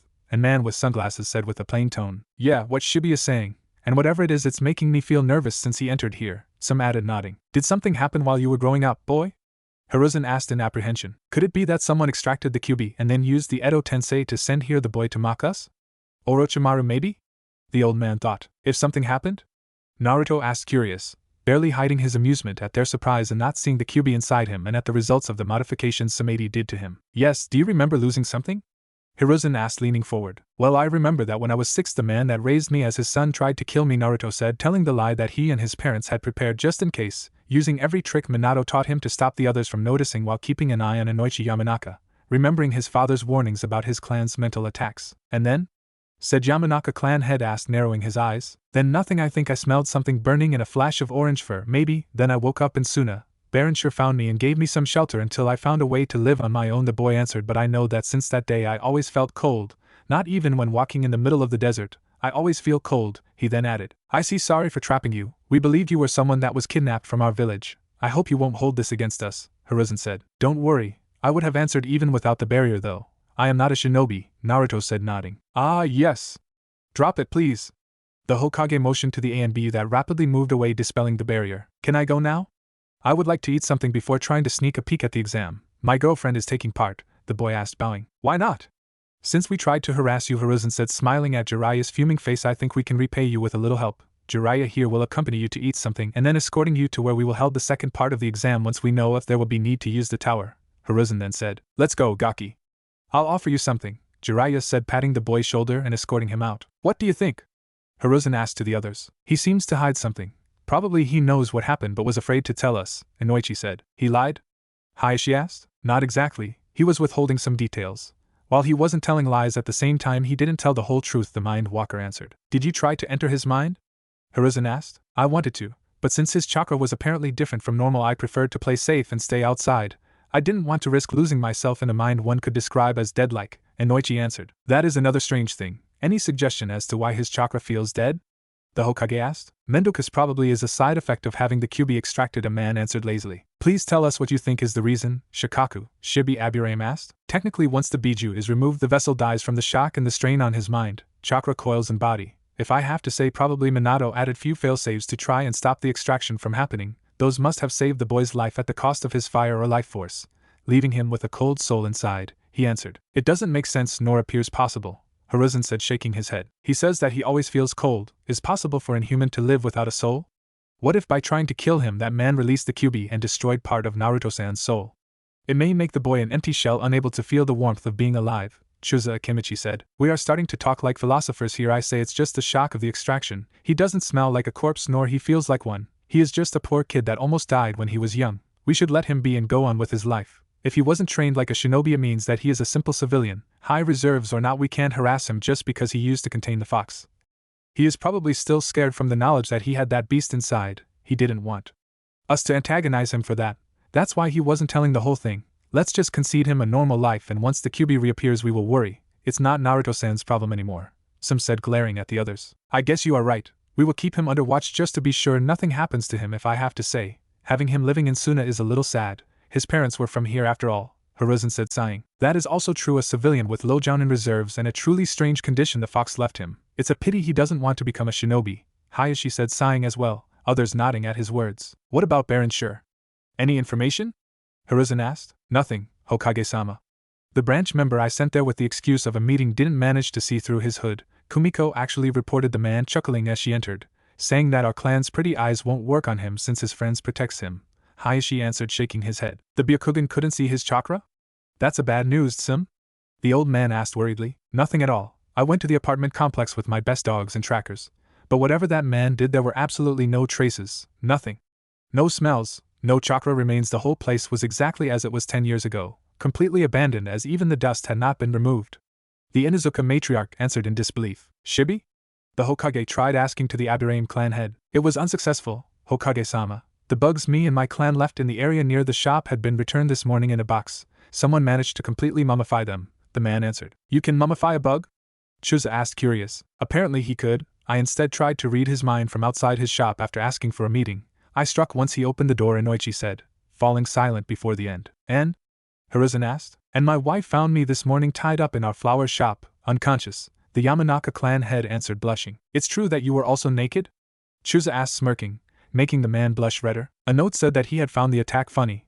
That's why he limited his punishment to just stick that cactus up my rectum, the blonde man answered looking down. I wasn't aware of it being a cactus. I just saw a pot sprouting from your back, Shibi said sounding surprised instead of monotone. You know? Inoichi asked. We all know. We found a picture showing it on our doorstep. The message near it said that he could have easily killed you, but he was in a good mood, so for this time only he spared you. Any other attack will result in the death of the attacker, Hiruzen answered as the Yamanaka man started sobbing in humiliation. The truth was that Inoichi's attack, that Naruto already knew was coming thanks to Minato guarding outside, coincided with Sahara being under the blonde boy's desk. You can't get mad when your girlfriend is sucking you off no matter how much you try, and that game of dirty secretary was what stopped Ino from turning orphan. Konoha, Ichiraku ramen stand, 1 hour later. You sure eat a lot, Jiraiya said in wonder, looking how fast the empty bowls were piling in front of the boy. Never eat some this good. The boy answered between mouthfuls, the waitress Ayam and her father struggling to keep up with him. Thank you, my boy, feel free to tell your friends about us. More people coming here is always well accepted, Tucci answered smiling. Jiraiya-sama? Hokage-sama says that the candidates are nearing the forest of death. If the boy needs to be in the tower you better move, an A and B with a boar mask said appearing near them. Ah, perfect. Let's go, Naruto. If your girlfriend is there she may like a good luck hug, the man said patting on the blonde's head. Okay, but I will come back later for more. He answered smirking. We will be here waiting, Ayam said nodding. I want some. Not far away, Kushina was whining from the shadow as the 3 guards followed the duo. Honey, we are undead now, we can't eat that anymore, Minato said, trying to console the sobbing woman. Can't Naruchan make my stomach work again? Just for one day? She asked pleadingly. We will ask him later, I promise, her husband answered. Okay, she said sniffing loudly. I can't work with those two. I am a professional bodyguard, not a babysitter. Veronica muttered angrily, shaking her head in displeasure. Forest of Death, main entrance. Good. Now that everyone has a scroll, get ready, the second part of the exam will start soon. A woman with a trench and apparently nothing underneath except for the shoes and the shortest skirt ever made was talking to a group of genin in front of the entrance to the massive forest. Who the hell are you? She asked, watching Jiraiya arriving with Naruto in tow. A late supporter for one of the candidates, Anko, Jiraiya answered cheerfully. Why he was permitted access? He is not with the team, Anko asked with narrowed eyes. He is Naruto, Kushina's son. He barely survived an attack that almost killed him before joining Suna at 6, the Toad Sage muttered in her ear. The QB vessel? She muttered in surprise. It was not a secret that the supposed Jinchuriki disappeared the night of the sealing. Anko was one of the really few knowing the vessel's identity, and his mother, the boy's father, curiously, was unknown to her, so she just presumed he was some bastard that escaped his responsibilities, making the hidden Minato feel as if slapped by someone. Not anymore, I'll explain later, Jiraiya answered, ending the conversation. You better, since you are not in the group. I take that you are a civilian? The woman asked. Ahuhei, isn't it offensive to force a kunoichi to go around undressed? The boy asked back. I like to feel free. Why? Do you like what you see? Anko answered smirking, getting closer to him and kneeling so to show that she really was wearing something under the coat, in the form of a fishnet suit that not even pretended to be covering her. I have a girlfriend already. I am sorry, the boy answered, patting her shoulder with a smile on his face. You sure? At your age the boys simply love some extra curves, she answered, smirking at Sahara's furious expression, kissing the blonde's forehead to further anger her. Just a question, how do you stop the coat from completely show off your... It just covers enough to not being completely opened, Naruto asked. I focus chakra on my... Like that the trench stays in position no matter what, and it even helps as chakra control exercise, Anko answered, pleasured at his blush, knowing that the image of her naked body under the coat was now forever burned in his mind. I will have her blood. Sahara roared, moving to crush the woman. For once Temari or Kankwa weren't stopping her. My bad then, bimbo, because the second part starts now, Anko said as the gates flew open, forcing the Suna trio to run inside, not before Naruto defused the female Biju vessel with a deep kiss, tongue included. You are playing with the fire, Anko, Jiraiya said as he accompanied Naruto inside using a side entrance. It was still a lot of fun. The woman answered, giving the thumbs up to the man. Hor Anko. Mind something to eat? I have some time before reaching the tower, a woman with a dress apparently made out of bandages asked, nearing her, her fiery red eyes locking on Anko, feeling that something was off about her. Really? Yay! Nai-chan is offering. Anko said happily. I didn't mean to fine. This time I will pay for you too. Kurenai said sighing. Awesome. I like how the day is going. I got to scare some brats, harass another and be generally cool. I only need Orochi team to die a terrible death and everything will be perfect. The scantily dressed woman said happily. I know. It was a good day for me too. My whole team passed the written test and entered the forest. I can only hope they will continue like this. It will finally show to everyone how good I am as a sensei. Kurenai answered nodding, feeling giddy enough to move an arm around her friend's shoulders before frowning in doubt. Anko? She asked. What's wrong? Anko answered. That thing the seal wasn't it on your left shoulder? The red-eyed woman asked. No, that is that hickey you gave me last week during your birthday. That shitty seal is here? The other answered, looking where the cursed seal her former sensei left on her shoulder was supposed to be. I am no medic, but there the skin seems perfectly clean, Kurenai said, curious. Wait. It should be here, Anko said in panic, completely removing her coat to see better. Both women not even caring that few jounin and A and B near them lost consciousness at her showing off her body. Anko, the seal is not there anymore. Did you finally remove it? Kurenai asked, surprised. But how? I didn't do anything different from what I usually do, the woman said disbelievingly, dressing back with a confused expression. Baron sure, Kurenai muttered. What? What does this have to do with that weirdo? The woman asked. Last night I went to his shop to ask my fortune about my team, and this exam, she answered, blushing. And? I still can't see what this has to do with my seal disappearing, Anko said, crossing her arms. Before leaving he told me that a friend of mine will finally lose some weight. I thought he was referring to Hana and her diet, she answered. Well, I always saw that thing as a weight, that's for sure, Anko said, looking at the forest of death. What's wrong? Kurenai asked. Nothing, I just have a question in mind. But I know that later I will have my answer, the other answered, shrugging. I am pretty sure the seal was there before nearing the forest. You are hiding something, brat, she thought with narrowed eyes before joining her friend for a snack. Forest of death, halfway towards the tower. A pity we can't tree jump, it will take a lot less time, Jiraiya said, sighing, oblivious that the boy near him was totally engrossed in his own thoughts. A soul fragment, nice trick, may be a good alternative to soul jumping when in need to come back from death in case something happened to the main body. This if you are not a necromancer to begin with. It's just a pity that this Orochimaru used such a little spark of his spirit to do it. I would have liked to extract some more info from it, but a little bit more of knowledge as a medic is still good. At least he did some side research on the human body, still disgusting, but at least I have some new notions without the whole vivisection/torturing humans weight on my conscience. Can't wait to get the whole knowledge from the main source. He is here after all, the boy thought, smirking evilly, looking at the forest entrance before being grabbed by Jiraiya. Are we going to use that smoke trick of you ninjas? It's kind of funny going around like that after all, Naruto asked curiously. Smoke trick? You mean the Shunshin? Yeah, we'll use that. Beats walking there, the old man answered. I just hope that Mitarashi woman won't notice the whole extraction too soon. It will be a pain to explain how I have made what no one else apparently could, he then thought, sighing as the two disappeared. In the meantime, Forest of Death, Team 7 of Konoha, Sasuke, Sakura, Ino, Yamanaka. Something is wrong here. I can't say why, but my instinct is going crazy. A blonde girl, Ino, said, looking around in worry. I don't feel at ease either. Do you see something? Sasuke asked to Sakura. Nothing, Sasuke-kun, the girl answered. Me either, said a man with a grass hatite from behind Sasuke, making the boy jump several feet high in surprise. Yufa. Nervous, aren't we? The man answered, chuckling. Who are you? Ino demanded. Someone here to make an offer to our dear Uchiha heir, the man answered, flicking out an overly long tongue. Sorry, I am straight as an arrow, Sasuke answered, raising his hands in a peaceful manner. It was not the first time he got that kind of offer. Actually, I was offering you power, not the honor of my company. The man hissed out, gaining a tick mark on his forehead. Power? Do I have to play find the kunai if I say yes? Sasuke said, taking a ready stance. I am starting to find annoying the fact that people consider me a pedophile, the Kusanin answered, flashing killing intent, paralyzing the three kids. It's about how you near people to propose. You flirt too much when talking, Ino said, shivering. It's the way I talk, idiot. The man answered, sprinting forward, kicking the Yamanaka girl away before focusing on Sasuke. Yufufa.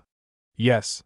You are indeed strong. I can see so much potential in you, Sasuke-kun, he said, smiling evilly while exchanging few blows with the boy. Thank you, that's why I train hard, Sasuke answered, jumping away, managing to tie up the man with some ninja wire. Katon, Sasuke said, inhaling deeply. Too slow, the Kusanin said as his body crumbled into mud, the real one appearing behind Sasuke to bite his neck. Gwa!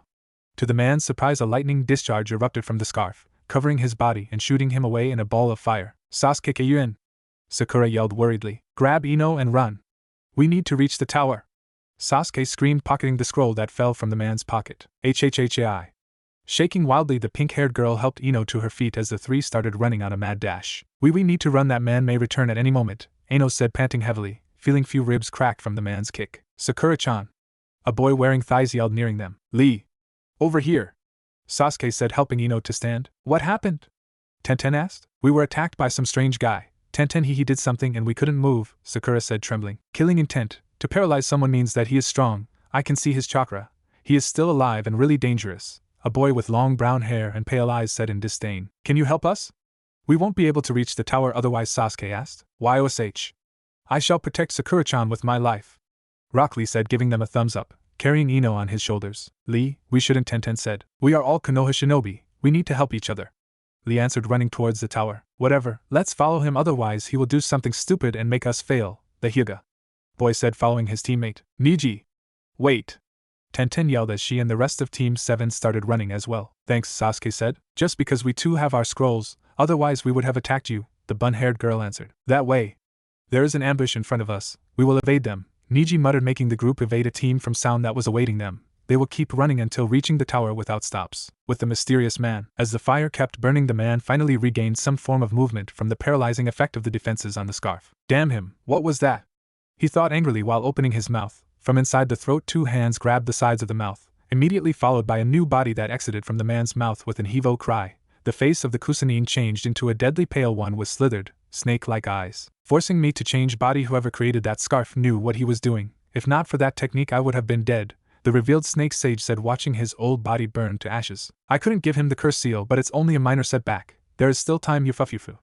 The man then said, chuckling darkly, disappearing before any ANBU could investigate on his true identity. Konoha had still some issues with Orochimaru of the Sannin after all. Some time later, tower in the middle of the Forest of Death, arena in the main hall. Once every survived team reached the tower, the various genin were assembled in the main hall where they were informed of the incoming set of preliminary fights that would further reduce their numbers so to have a proper group for the exam's finals. Naruto-kun! Look! We did it! Kankwa said happily, pouncing on the boy for a hug once they reached him on the balcony over the arena. Hands down or I'll kill you, Sahara said, peeling her sister off her boyfriend. Sharing is caring, Kankwa answered, sticking out her tongue. Not in my book, the Ichibi vessel replied. Naruto-san. You are here too? Sasuke said, nearing the blonde. Yup. Your Hokage was gentle enough to have Jiraiya-sen accompany me here, the boy answered. A Sannin? Why him of all the people? Kiba Inuzuka asked, nearing the group as well, he and his dog Akamaru stopping abruptly once feeling the boy's presence. What the hell are you? Kiba asked, tensing up. Your chakra is cold, commoner, why is that? Niji asked, narrowing his eyes. The Gaki has a special condition, let's call it an illness and leave it at that, Genin. Jiraiya said, glaring back at the boy. I can defend myself, Jiraiya-san. Thank you, Naruto said, nearing the Hyuga. What do you want?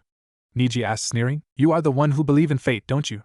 Nice to meet you, Naruto asked, trying to touch the boy, the Hyuga grabbing his hand in defense before gasping and jumping back. Painful? I can do better than that if you keep being such a rude boy.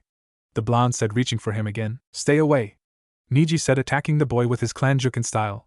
A wall of sand formed from Sahara's gourd, answered by moving to protect Naruto. And you keep your hands off of him, or mother will have your blood. Let's go, Naruto. Those weaklings are not worthy of your time, Sahara said coldly, using her sand to drive the blonde near her. I too shall help you, Master Sure said. You may need an extra guard. Like this, Jiraiya-san will be free to follow his duties as shinobi of Konoha, Veronica said, appearing near the Suna group, surprising even Naruto. The truth? She was tired to hear Kushina's whines about being unable to eat ramen, so she left those two outside the tower. The added bonus was being able to easily defend the blonde. Well, thank you, I guess, better go. Sensei is calling me. Call me if you need to go back, Gaki. Jiraiya said, moving towards Hiruzen. What did you do to the Hyuga?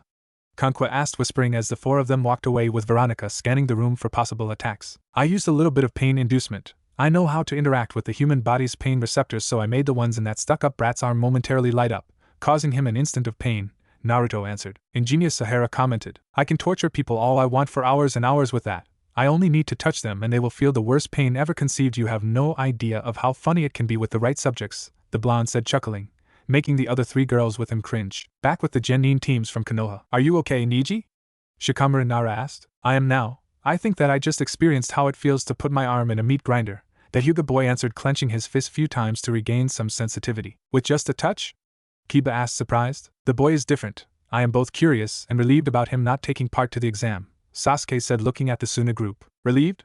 Why? Choji Akimichi asked, curious. I don't know, it's just that I feel unease whenever he is near. He is not normal, that's for sure, the Uchiha boy answered. Tell it to Akamaru. He started shivering the moment we got too close to him, Kiba said, looking at his dog companion, Animal still looking worriedly towards the blonde boy. You keep worrying, I need to go down there and fight, Tenten said as her name got called to fight against an Oto Kunoichi called Tsuchikin. In the arena, Tenten Higurashi vs. Tsuchikin fight. Both contestants ready? Hey, the proctor asked at both girls. Hi. The two answered nodding. Remember, the first to knock out or kill the other is the winner. If I say stop, both will stop no matter what the two of you are doing and wait for Hokage-sama and the judges to decide who will pass, the man then said before jumping away, giving start to the fight. Ready to lose? Kin asked, smirking. Not to you. Tenten said, charging forward with a scroll in her hand, a bite to her finger and a swift movement unsealing a wave of weapons from a scroll, launching the hail of steel towards the Oto girl. Gak! Barely managing to evade, Kin rushed forward with a pair of saban in each hand that she threw at the bun-haired girl. Useless! Tenten answered, deflecting them, a kunai in her hands ready to be thrown. You sure? Kin said, smirking. A little movement of her hand and a subtle tingling was heard in the arena. G-U-H! The Konoha girl muttered, clenching her head, her vision blurring and waving, making 3 Kintsuchi appear before her. Sound-based genjutsu strong enough to impede movement and disorient the victim, Kin said victoriously, calmly walking towards the other until they were face to face. Surrender now would be really nice, you know? She then said, pressing a kunai on Tenten's throat. A sound? The girl asked between clenched teeth. Surprised? You didn't know that sounds too could be dangerous, eh? I almost pity your ingenuity. Kin answered, chuckling. Sounds can be devastating in more ways than one, messing with your senses and showing you things that are not what they are in reality. Stay focused, trust your instinct and make your hands and accuracy stay steady and sharp. Baronshur's words echoed in the girl's head. Taking a deep breath, she tried to use Kin's kunai to determine which was the real one. As the tip moved closer, making the real steel drew some blood, she attacked, her punch connecting with the girl's jaw, sending her to the floor. As the kunoichi of Konoha pounced on the one from Oto, 2 distinct thunk noises were heard, one from Tenten hitting Kin's head with the back of her kunai and the other from the Oto kunoichi driving the blade in the other's chest. Tenten! Guy yelled in worry at the scene, surprised to see the girl getting up and calmly watching the kunai sprouting from her chest. I am fine? She answered, jabbing the blade out. With a little tearing noise, a small tablet of wood fell from under her blouse, a deep hole in its middle making its inscriptions illegible. Grabbing the amulet, she fixed her eyes on it intently, completely ignoring hate declaring her the winner, while her mind was slowly registering how close she had been at dying in that fight. Keep it over your heart just in case, she muttered, walking back towards her team. Are you okay, Tenten-chan? Lee asked, worried. Yes, it was close, but I am alive, she answered, still looking at the piece of wood that saved her. Why you had that thing inside your clothes?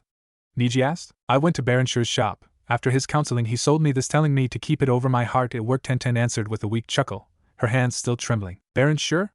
I see. I will thank him myself after this is over, Guy said, nodding. With Hiruzen and Jiraiya. Did you hear? Apparently someone knew what would have happened, Hiruzen said, watching as Sakura confronted Ino in the arena. Yeah, that's what is making me nervous. When someone start predicting things is always a bad news for my tastes. Jiraiya answered as the two girls knocked each other out at the same time. Per Kakashi, he told me that Sakura was a lost cause, but I didn't know the situation was that bad, the Toad Sage said, shaking his head as the two genin were moved out. You are still thinking about that prophecy? Hiruzen asked after a long silence. After Naruto's disappearance, I decided to look out for him. My initial plan was to move my spy network in a way to permit me to follow it from Konoha, so to train him. If things were different, I would have been the one to train the boy for this exam, for the finals at the very least, before continuing from there, Jiraiya answered with a long sigh. I want you to question Baronshur personally, the Hokage asked as Sasuke walked down to fight Kiba and Akamaru. Me? Why? The sage asked. I fear that man has something to do with the Kyuubi extraction, otherwise why Suna of all the places? Wave is also close to Konoha, and so are other places like Tanzakagai, but Naruto ended up there for Baronshur to find, Hiruzen said gravely. You mean he wanted the fox? Jiraiya asked in shock. By now we would have had news about a rampaging Biju, but at the same time your spies would have confirmed if Suna or someone else had gotten hold of it, so maybe the beast went into hiding. Naruto instead seems to have a different chakra that was unlocked after the release. Maybe he is after it. I don't know, I only know that this man is showing too much interest in him, going so far as to send one of his personal guards to protect the boy. No, I fear this is more than mere affection. There must be something behind, and we can't let Minato's son suffer for it, Hiruzen said gravely. Are you sure of what you say, sensei? The other asked, surprised. No, but I just can't let him go away like this. We need to keep Naruto in Konoha and as far away as possible from Suna, especially from Baronshur. Kami knows what kind of plans they may have for him, the old man said, sighing. Even by trapping the boy? Keeping him caged somewhere against his will? Jiraiya asked. I hope we will not be forced to go that far. But until we don't know what's going on between him and Suna, we can't risk losing him, the Hokage said. I don't like this, sensei. He already suffered from this. We can't just ask him more sacrifices, Jiraiya said in dismay. It's our duty to protect Konoha. If Naruto has some secret abilities he unlocked by losing the fox, we need to have him come back or seal away whatever it is if he don't want to join us. He is a part of this village, no matter where he grew up, Hiruzen answered. I'll go talk to that man, but just so you know, just because it will be my mission to eventually lock away his chakra and powers, if ever he has some. It doesn't mean that I will like doing that to Naruto, Jiraiya answered. I trust your being a shinobi of Konoha. I know you will do what's best for the boy, the other answered. Unknown to them, Veronica had actually heard everything with her enhanced hearing, discreetly reporting to Naruto and the Suna sisters every word. He dare decide your fate? Sahara whispered with a growl. Seal away everything in case you don't want to join Konoha. Will he really go that far? Kankwa asked with narrowed eyes. You heard him, sister. It's our duty to protect Konoha. He sees Naruto as an asset that was stolen from his village. In his mind, if he can't use him, then no one should, Temari answered with a cold tone. The old fool thinks that I will let them screw with my head all they want. Luckily they don't know that I am Baron Sure, nor that Kurama is sealed in my plush toy. To them it's just a memento I keep from a bad experience, Naruto answered calmly. Then it's decided I will use that man's blood to feed Shikaku. If he so much want to beat you, then I will make him see one up close, Sahara said, releasing bloodlust in waves. No, I already saw his future and my involvement in it. I told you three what will happen. Respect the plan and we will all obtain what we want, Naruto said, shaking his head. I can't wait, Sahara answered, glaring at the Hokage, the old man narrowing his eyes in answer at her stare. In the arena, Sasuke vs. Kiba. TCH.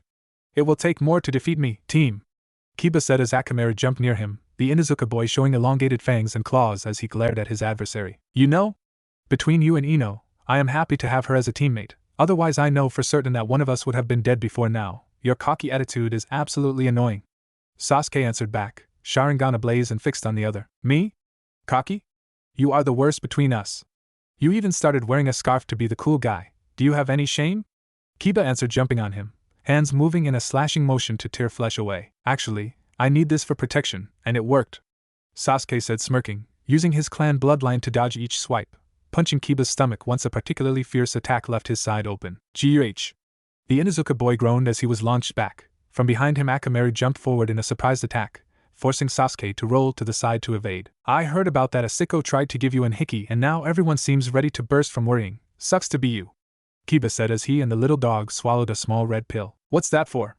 Sasuke asked. For this human-beast clone technique, Kiba yelled, turning Akamaru in a copy of him. One is already ugly, but two? I think I will be sick, Sasuke taunted, smirking. You won't laugh now. Getsuga. Both Inuzukas jumped high in the air, spinning on themselves wildly to form a huge drill-like tornado pointed at the Uchiha. Fuck. Barely dodging the attack, Sasuke found part of his arm getting damaged by the wind generated by the Justu. It's not over yet, Kiba's voice resounded as the drill bounced on the floor and waltzed to point again towards his target. Katan, Hozenka no Jutsu. Fire release. Phoenix Sage fire technique. Inhaling deeply, Sasuke launched a barrage of fireballs towards Kiba. Using his chakra to move them, he tried to have the boy miss him in favor of dodging. Useless, Kiba yelled as he and the dog separated in two different tornadoes before converging on the Uchiha boy. Now! Acting fast, Sasuke threw at his feet a little sphere, making a dense smoke cover his body as the two attacks reached him, lifting an even bigger cloud of smoke at the impact. Rookie of the year or not, I still kicked his ass, Kiba said triumphantly, watching how Sasuke was face down immobile. RRRRGH. Akamaru's growl had the boy turning to watch his back just in time to see the first of Sasuke's punch reaching him. Throwing himself down to evade the little dog's jump, the Uchiha boy followed with an elbow to the stomach and a quick jab to the chin. Sorry, but after being almost killed by Haku, I have enough experience to say that you are nothing compared to him when it comes to speed, Sasuke said, intercepting Akamaru to throw him at Kiba. As the both fell to the floor, he jumped high, landing with his knee on the Inuzuka's stomach. Winner of the fight, Sasuke Uchiha Hate called out after confirming Kiba's unconsciousness. That scarf was not only for show, Sasuke said, smirking, his double disappearing in a puff. To show said accessory? I was told to never get it away, and so I did, excluding baths. Since it was an emergency, I decided to took it off since I knew that it could have had enough of my smell to pass for me once hinged. The smoke bomb helped messing with your nose enough to not notice the difference. It was useless against Akamaru, but luckily you're being so damn cocky had you forget to confirm it was really me. Who's laughing now? Sasuke said triumphantly, wearing back the scarf and returning to his place on the balcony. Balcony, Suna group. I told you, Sasuke, my predictions are always true, Naruto said in pride. It's always surprising to see what you predict become true, Temari said, nodding. Next fight. Sabaku no Temari vs Shikamaru Nara. Hate called out. Against a woman? Mendokus, can I forfeit? Shikamaru asked with a tired tone. I won't tell that to your mother, Shikasari, the boy's sensei Asuma said, grabbing the boy by the collar to drag him down in the arena, dropping him in front of Hate before walking away. You are not making me eager to fight. Being forced like that is not a good premise, Temari said, smirking, using her fan to glide down from the railing. Just so you know, I am doing this only because my mother will bash my skull in otherwise, Shikamaru answered, groaning. Both ready? The proctor asked. Hi. Temari answered. Hi, Shikamaru answered with fake enthusiasm. Good enough for me, Hajime. The man called out, starting the fight. Do you think she will win? Naras are famous for being good strategists, Naruto asked. You should know by now, Temari can be devastating when she wants, Kankwa answered, smirking. Kamaitashi no jutsu. Temari called out, summoning a giant storm using her fan. Shit! Shikamaru cursed as the attack slammed him against the wall, apparently unconscious. Fainted already? Temari taunted with a smirk. No answer came from the shinobi of Konoha. Then I guess I won, she said, moving her fan on her shoulder. I don't think so, Shikamaru said, smirking, rapidly dropping on his knee and connecting his shadow to Temari's one. What? She gasped, feeling herself immobilized. Kagemain completed. It was troublesome, you know? Not having other shadows to use really made this difficult. Luckily you like to taunt. Otherwise you wouldn't have come close enough for me to use my jutsu, Shikamaru answered, groaning in pain. And you think I will forfeit? Temari countered, glaring at him, feeling a hand of shadows reaching for her neck. I am still training in this part of the jutsu, but right now it will be more than enough, the boy answered, gripping her throat tightly. Fuck you, Temari answered with a strained voice. So? Still resisting? Shikamaru asked, bored, clenching his teeth as his reserves were lowering at an alarming rate. I forfeit, Temari finally said, smirking. If you admit that you are a pansy, she then said challengingly. It won't work, making me lose concentration, he answered. Really? So even if I insult your precious clouds you won't get angry? She asked teasingly, satisfied that the hand momentarily lost its grip. What do you mean? He asked with narrowed eyes. Oh, nothing, it's just clouds are pretty stupid. Why wasting time watching them? Ah. She touched a sore spot. Shika hates when someone insults his hobby, Chuji said, shaking his head. I have you know that cloud watching is a wonderful hobby. Clouds are pure fluffy mass of whiteness, perfect in every way. May it be rain or just some shadows, and in hot day they will be there to help you relax. Shikamaru answered, glaring at her. You. I see what kind of man you are. I bet you even find shogi funny and interesting, don't you? Temari said, making the others gasp. Now you are saying too much. Shogi is a great game, Shikamaru answered. Yeah, like watching grass grow, the girl said, smirking, triumphantly noting that the shadows were trembling. That's it. I will knock you out, and Shikamaru said, growling, only for his technique being disrupted by a now charging Temari. That's why I say that you women are troublesome, because you really are. The Nara heir had the time to say, groaning, before an iron fan was slammed on his face, launching out of the arena. Winner of the fight, Sabaka no Temari. Hate announced to the others. See? Collecting info on every genin of Konoha was a good idea. At least we know how to act against each one of them, Naruto said, smiling. I admit I was a little unsure of that, but I am happy that I was wrong, Temari said, hugging the blonde boy. Hands down. Now, Sahara growled. No, he is as mine as he is yours. I am tired of your threats. Or you share or you kill me, the ponytailed girl answered, glaring at her. I will, Sahara started saying before her name was called. Will Sabaka no Sahara and Dosa continue to come here for the next fight? The proctor called out. This is not over yet, Sahara hissed out as she moved to fight. The fight won't last long, not with how angry she is now, Naruto said, sighing. Her problem, not mine, Temari said, hooking her arms around his and resting her head on his shoulder. Hajime. Hate yelled, jumping away. So? Ready to lose, pretty girl? Dosa said with an unseen smirk under his bandaged face. Die. Sahara roared, launching a wave of sand towards him, watching as it went dispersed by the others' bracelets. I can manipulate sounds, brat. You can't touch me, Dosa said in smug pride. We'll see, she muttered, crossing her arms, more sand moving to attack Dosu. Pretty boring tactic, Dosa commented, sprinting forward, using his sound attack to destroy each wave of sand until face to face with the tombish girl, grabbing her face with one hand. Now you are mine, Dosa said, cackling. Now you are dead, the girl answered as her body turned to sand. A Sunabushin, the Otonin said, surprised as a cocoon of sand surrounded him. Never lose sight of the enemy, Sabaka no Kyu, Sahara said, clenching her hand, the cocoon constricting the boy. I would surrender now if I were you. I promise to my boyfriend I won't have killed without a reason. I only need to win, the Suna girl said, glaring at her sisters as the two were feeling up her man. Fuck you, Dosa answered with a strained voice. Insults won't help, Sahara answered with a raised eyebrow. I will get free using my bracelets, the other said, glaring at her. It may be a good idea not trying that, Sahara answered. Scared, eh? Then I will show you how dangerous I can be, Dosa said, sneering, focusing all his chakra in his bracelets. A subtle strap resounding under the sand, and Dosu started howling in pain. Releasing the sand, Sahara showed that the boy's arm had been crushed. I thought that by clogging the holes the sound won't have been able to come out, leaving me free to just tear your arms to pieces. I was right, Sahara said with a sneer. Winner of the fight, Sabaka no Sahara, Hate said, making the girl sprint to free her boyfriend from the dirty hands of her sisters. Inspired by her fight, Shino Aburame of Konoha will do the same to the other Oto shinobi Zaku Abumi, using his insects to close the boy's arms, with the difference that his exploded because unable to release the air inside them to attack. I have to remember to add a failsafe to prevent that. Can't have soldiers explode because of that, the once again masked Orochimaru thought, watching the two fights. taking notes. Kankwa was another easy fight as the one she was facing showed the ability to stretch his body, catching her head in an headlock and threatening to snap her neck. The puppet mistress answered by sprouting 4 extra arms, showing that she switched with her puppet before the start. Her puppet then moved to snap the boy's 4 limbs and ending the fight with a stream of screams of pain and curses as a background to her victory. "I am so gonna turn that bastard in a slime," Naruto said, glaring at the now quadriplegic Otonin. "Ooh. See? He loves me, that's why he is so overprotective." Kankwa cooed, hugging him tightly. "Whatever, let's go, there is no more need for us to be here," Sahara said, dragging away Naruto as Chuchi passed flying near them thanks to a well-placed Konoha Senpu from Rock Lee. "Shouldn't we stay and watch?"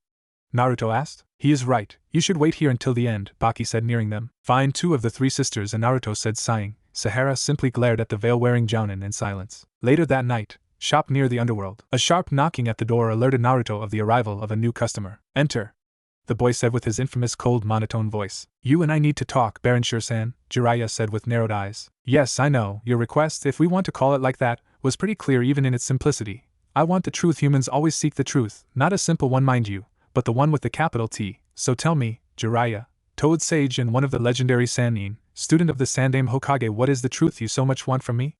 I can see the conflict inside you, and I know for certain that some truths you want are also some that you don't want to hear," Baron Shur said, chuckling darkly, his fingers crossed in front of his face as his elbows rested on the desk. "Big words for someone selling smoke to impressionable people," Jiraiya said, glaring at him, the 2 Skullmaster and Bu-like guards at his side taking a step forward in a threatening way. He could also feel Veronica getting closer and hear the sound of a long blade being unsheathed. "Selling smoke?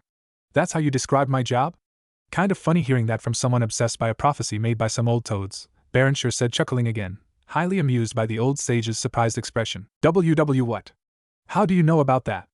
Jiraiya asked with wide eyes, oblivious that it was Minato himself to tell Naruto about the prophecy. "I know enough. They told you that a student of yours would have changed the whole world, either destroying the shinobi way of life or changing it into an unrecognizable way," the cloaked entity said, walking away from the desk, his robes long enough to cover his feet and making it look like he was floating instead of walking. Silently blessing the fact that he knew how to actually do an untraceable henge to appear taller, Naruto leaned closer to Jiraiya. His voice dropped to a barely audible whisper. "I know you fear that your supposed pupil will end up destroying your precious shinobi life. That's why you ditched Minato, right? And now you are hoping to maneuver his son, Naruto, into changing the shinobi way instead, am I right?"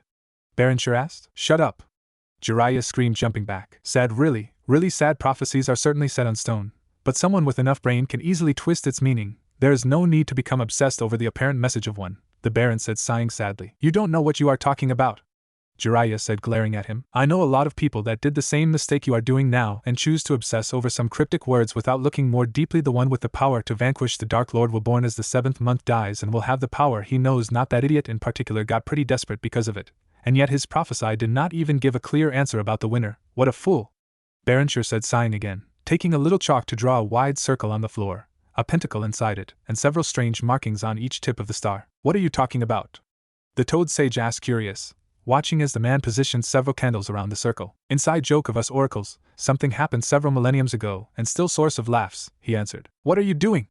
the old man then asked. "I decided to help you. You won't listen to reason unless your main doubts won't get removed. Enter in this circle, thinking inside your heart that here resides my universe," Baron Shur said, pointing at the circle he was now standing in. "TCH, so be it," Jiraiya muttered, stepping inside. As he did, the room rapidly melted, leaving the Toad Sage floating in a sea of stars. As he turned, he saw the sun shining like a majestic ball of fire, and under his feet a blue sphere he somehow knew was the very same planet he lived in. "Jiraiya, if I am not mistaken, you came to me to find some answers," Baron Shur's disembodied voice echoed in the void around the sage. This is not an illusion. "That's true, I need to know the real meaning of the prophecy and Naruto's possible involvement in it," the old man answered, trying to find the source of the voice. "The Elder Toad predicted the birth of the possible destroyer of the ninja world. There is no changing in that.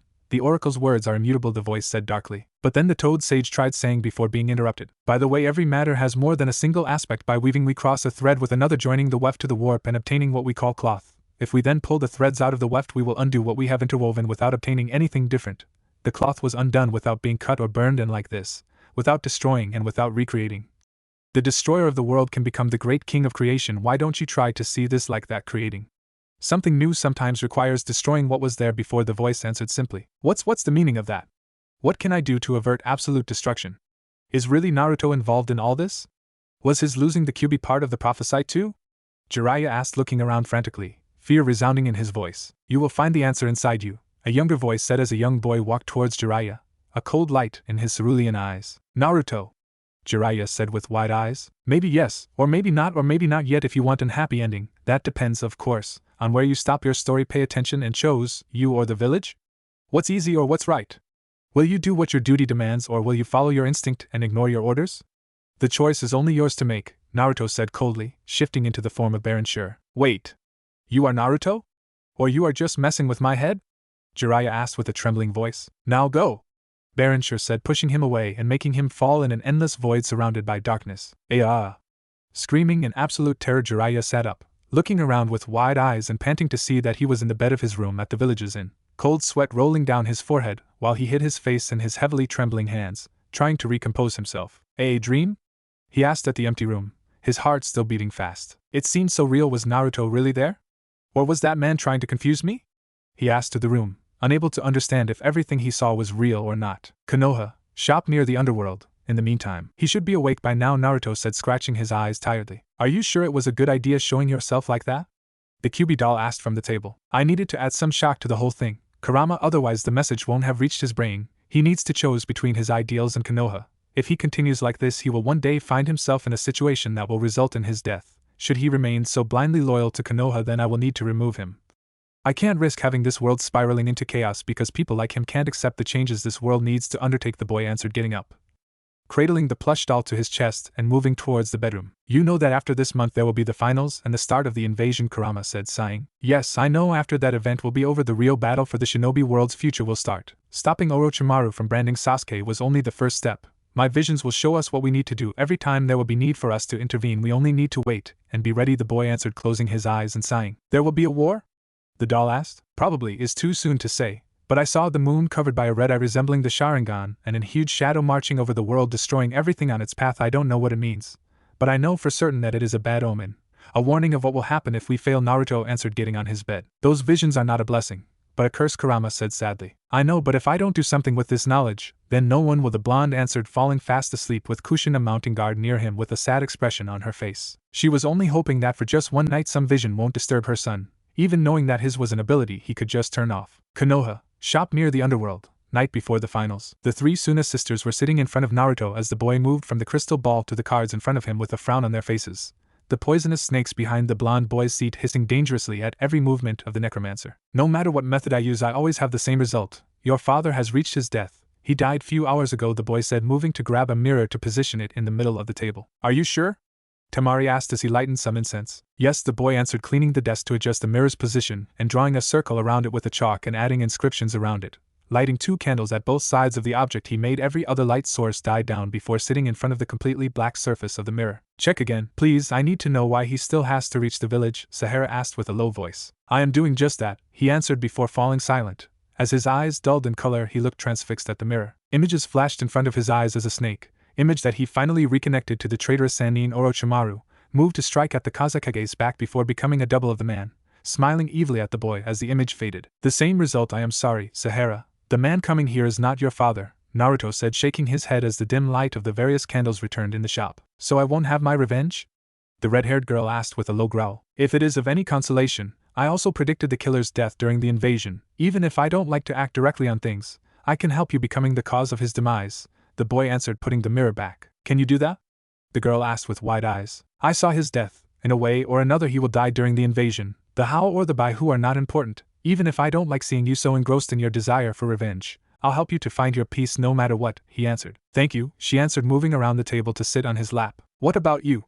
We heard that they tried to enter here by force, Conqua asked, worried. Some of those Root tried to wait for Baron Sure here to kidnap him. Apparently their master didn't like the fact that I took liberties with the first ones he sent here, not that those idiots went wasted as materials once I finished extracting informations from them, of course, he answered, pointing at the new group of shrunken heads resting on the wall. And about you?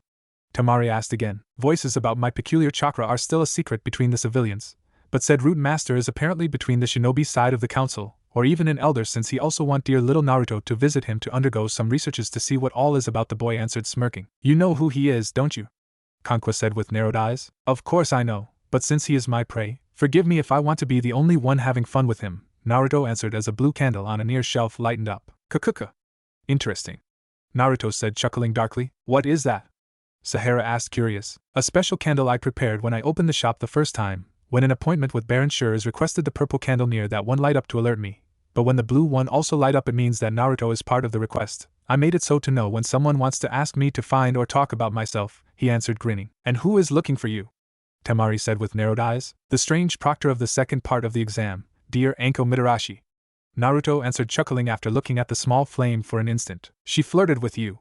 Kill her, Sahara roared. Now, let's first hear what she want, then we will decide, the boy answered, kissing her neck few times to calm her down. Can't we kill her now and later ask her why she wanted to see you? You can talk to the dead after all, the redhead said, hugging him tightly. My poor little Yandere Sahara-chan is scared that I will break up with her. You know I love you, he answered, hugging back. I am not a Yandere, Sahara said, scandalized. Then he is ours as well, right? I knew you would have seen reason in the end, Kankwa said, smiling. No, the girl roared in anger. Too late, he is now property of the Suna sisters, Temari said, smirking in triumph. I will guh. Sahara started yelling before the boy kissed her, shoving his tongue as deep as he could. Calm down now, please refrain from destroying my office, the boy asked with a sweet smile. Okay, Sahara said, snuggling closer to him. Just to be clear, I too want to kiss like that later, Kankwa said. Me too, Temari added, nodding. He is mine, Sahara said with a low voice. The three of us can keep others away, we only want our fair share, please? Temari asked. No, the girl muttered. It's your choice, whatever you want I will do it, the boy said, caressing her head slowly. At least consider it, Kankwa said. I'll think about it, Sahara answered, sighing as Veronica neared the desk. Shall I go take the client, master? The doll asked. Yes, my dear, let's hear what our sweet Anko-chan wants, he answered, nodding. Come with me, Minato-san, better move. Master's time is precious and we can't waste it, the girl answered, hurrying out. Talking about devotion, Minato said, surprised as he covered his face with the skull mask and running out to follow the human doll. You three should hide, she will be here any moment, and we can't have her find you here, Kushina said, pushing the girls in another room. She won't sense you, just stay quiet and watch if you want, the boy instructed as he covered his face with the hood of his black robe. Few minutes later, she is here, master, Veronica said, guiding Anko towards the table and on her seat. I would like to say that it's a pleasure having you here, but giving you such an easy way to make a joke and break the ice would be not appreciated, I presume? Baronshire said with a cold chuckle. You do know that I don't believe to a single thing of what you do here, right? So let's cut this crap short, the woman answered with narrowed eyes. You don't believe in my abilities and yet, here you are asking to see me, but why asking me for the blonde boy? You are part of the TNI department of Konoha. Finding a civilian shouldn't be too hard for someone like you, he asked to the surprise of Anko. Now that's interesting. I didn't tell anyone that I was coming here nor what I wanted to ask, so how did you know why I am here? She asked, curious. Do you see this shop? He asked, moving a finger to point at the ceiling. Knowing what you others want before you even set foot here is part of what people expect from someone like me, he said, shrugging. Then tell me, what do I want to know? Anko asked, leaning on the desk to show some cleavage. Chuckling again, the hooded boy got up from his seat to grab one of the snakes in the glass containers behind him. Do me a favor and cover your... I am not a fool that can be swayed by some display of mammary glands, so to spit out my secrets about your request instead. You lost your curse seal, little souvenir of your late teacher Oroki-kun, and you think that little Naruto is in part, or even completely, responsible of its removal. But not only that. You also heard about my predictions like the ones I told to your friend Kurina Yuhi and the girl Tenten. You want me to answer your questions and to see if the boy really removed that thing when even a seal master like Jiraiya couldn't, Naruto said, turning fast and pointing the snake at the woman that was attacking him, the animal hissing angrily at less than an inch from her face. How do you know that? Are you spying on us? Anko asked, glaring at him, with Kushina and Minato grabbing an arm each, with Veronica pointing her guillotine blade at her throat. She was just ignoring all of them in order to focus only on the cloaked figure in front of her. I am a necromancer, Mitarashi Anko. Believe it or not, I can talk to the spirits of the underworld and can use death itself as my weapon and ally, he answered, caressing the brownish snake's head that seemed to hiss in contentment at the attention it was getting as it coiled tighter around his hand. So what? Do you expect me to be all scared? To ask for mercy and call you Baronshire-sama? She said challengingly with a sneer. First of all, stay calm and sit down, then we will talk about your problems, since apparently with or without the seal on your body people still don't trust you enough to not slit their throat in their sleep, the boy answered unconcerned as he moved back on his seat. The thing you are petting is a taipan baka, that's Anko said. It's one of the most venomous snakes on the planet. I know, ranking between the first and the second place actually depending on who you ask, Baronshire said as the little animal rested its head on the back of his hand. What now? The woman asked, huffing as Kushina kept a firm hand on her shoulder to force the woman down on the chair and almost crushing it in her grip. Now we'll just do what I do with any other man or woman coming here. You make your request and I see if I can help you with the two of us talking like civilized humans, he answered calmly. Fine. Tell me then, where is the boy? I looked everywhere for him but I couldn't find him. Those three girls he hangs around with are guarded heavily, so when with them I can't get close. I want to talk to him. Now. Anko asked with a glare. You really think he is the one that removed your curse seal? And even then, once I point you towards him, what will you do, kill him? Demand him to put it back? Or why not, present yourself to him as a thank you gift of sorts? Baron Sure asked, amused. Jealous, aren't you? She answered, smirking. Does the idea of me sleeping with the boy to thank him disturbs you that much? Then you should have been the one removing the seal, Anko then said. As if I believe the stories about you being the so-called snake slut, especially since you are still a virgin. Isn't it strange to have that moniker being spat in your direction at every given opportunity when you have never even had a real boyfriend to begin with? He answered, secretly amused by her shocked and pained face. I have a boyfriend, she yelled in anger. You had a boyfriend. Dear Mizuki used you to try and steal the forbidden scroll. You were not happy when he admitted that. I know you were plenty sadistic in your punishment before he was finally executed, thing that he himself asked on bended knees and in tears just to escape your wrath, the hooded boy corrected. Now that's creepy. Are you stalking me? How many spies do you have in the village to know that? Hokage-sama is the only one that knows that I was the unknowing source of info for that bastard. The woman asked, surprised. I have my secrets, Mitarashi. Can't expect me to divulge them. But know that information leaks are not hard to find if you know where to look. Your request? I am starting to get annoyed by all those delays, so let's cut this meeting short. Do you want me to point you towards the boy or not? Naruto demanded, with his tone getting even colder. Yes. Yes, okay? I want to talk to that brat. The seal was there before I reached the forest of death, then after talking to him it simply vanished. I want to know how he did it, and why, she asked, glaring at him. That's it? That's all you want?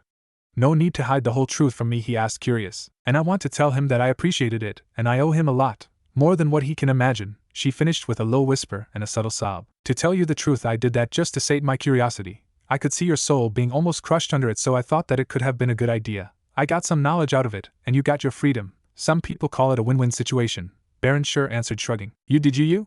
The woman said with wide eyes. Nice to meet you. I am Naruto Namikaze, but when I am here people call me Baron Sure, the blonde said, taking down his hood as Minato slapped a seal on the back of Anko's neck. AGK.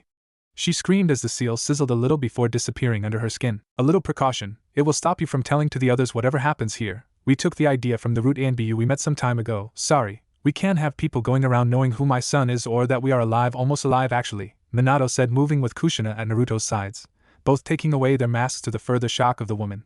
She said, pointing at him with a shaking finger and wide eyes. Nice to see you again, Anko. You grew up into a wonderful woman. I miss you a lot, Kushina said with a gentle smile. Yuhi the fourth. I think we may have broken her, Minato commented as she slumped forward unconscious. You sure we can trust her? Naruto asked. I know her since she was little. We won't have problems, and now she also owes you for the seal. She may appear like a crazy woman, but she has a huge sense of honor, Kushina answered. And we blocked her ability to tell anything about us. That's also a plus in security, Minato added. If you say so, Veronica? Take her in one of the spare rooms, the boy said, sighing. As you wish, master, the girl answered, hoisting the fainted woman on her shoulder to carry her. I expect you to talk to her. No risk having her going crazy at the revelation, the boy asked, looking at his mother. Leave it to mommy. She will be our ally in a flash, she answered, smirking. The infamous talk no jutsu. I feel so much pity for poor Anko, Minato said, sighing as the woman moved towards Anko's room. It's funny using it. I am getting quite good at it myself, Naruto answered. Yes, let's spread the horror. What could possibly go wrong? The undead yellow flash muttered, shivering. We'll go for now. It's getting late, and we have an exam and an invasion to take part to, Temari said, dragging out a growling Sahara. We can't let that woman hear. The redhead muttered, glaring in the guest's room direction. I will be fine. Mom will watch over her as an hawk. Don't worry, Naruto said, hugging her. I don't trust her. And me? Do you trust me? He asked. Okay, she said, hugging him back. Good night, handsome. We'll see you tomorrow, Kankwa said with a wide grin before grabbing the front of his robe to give the boy a smoldering kiss. Kankwa!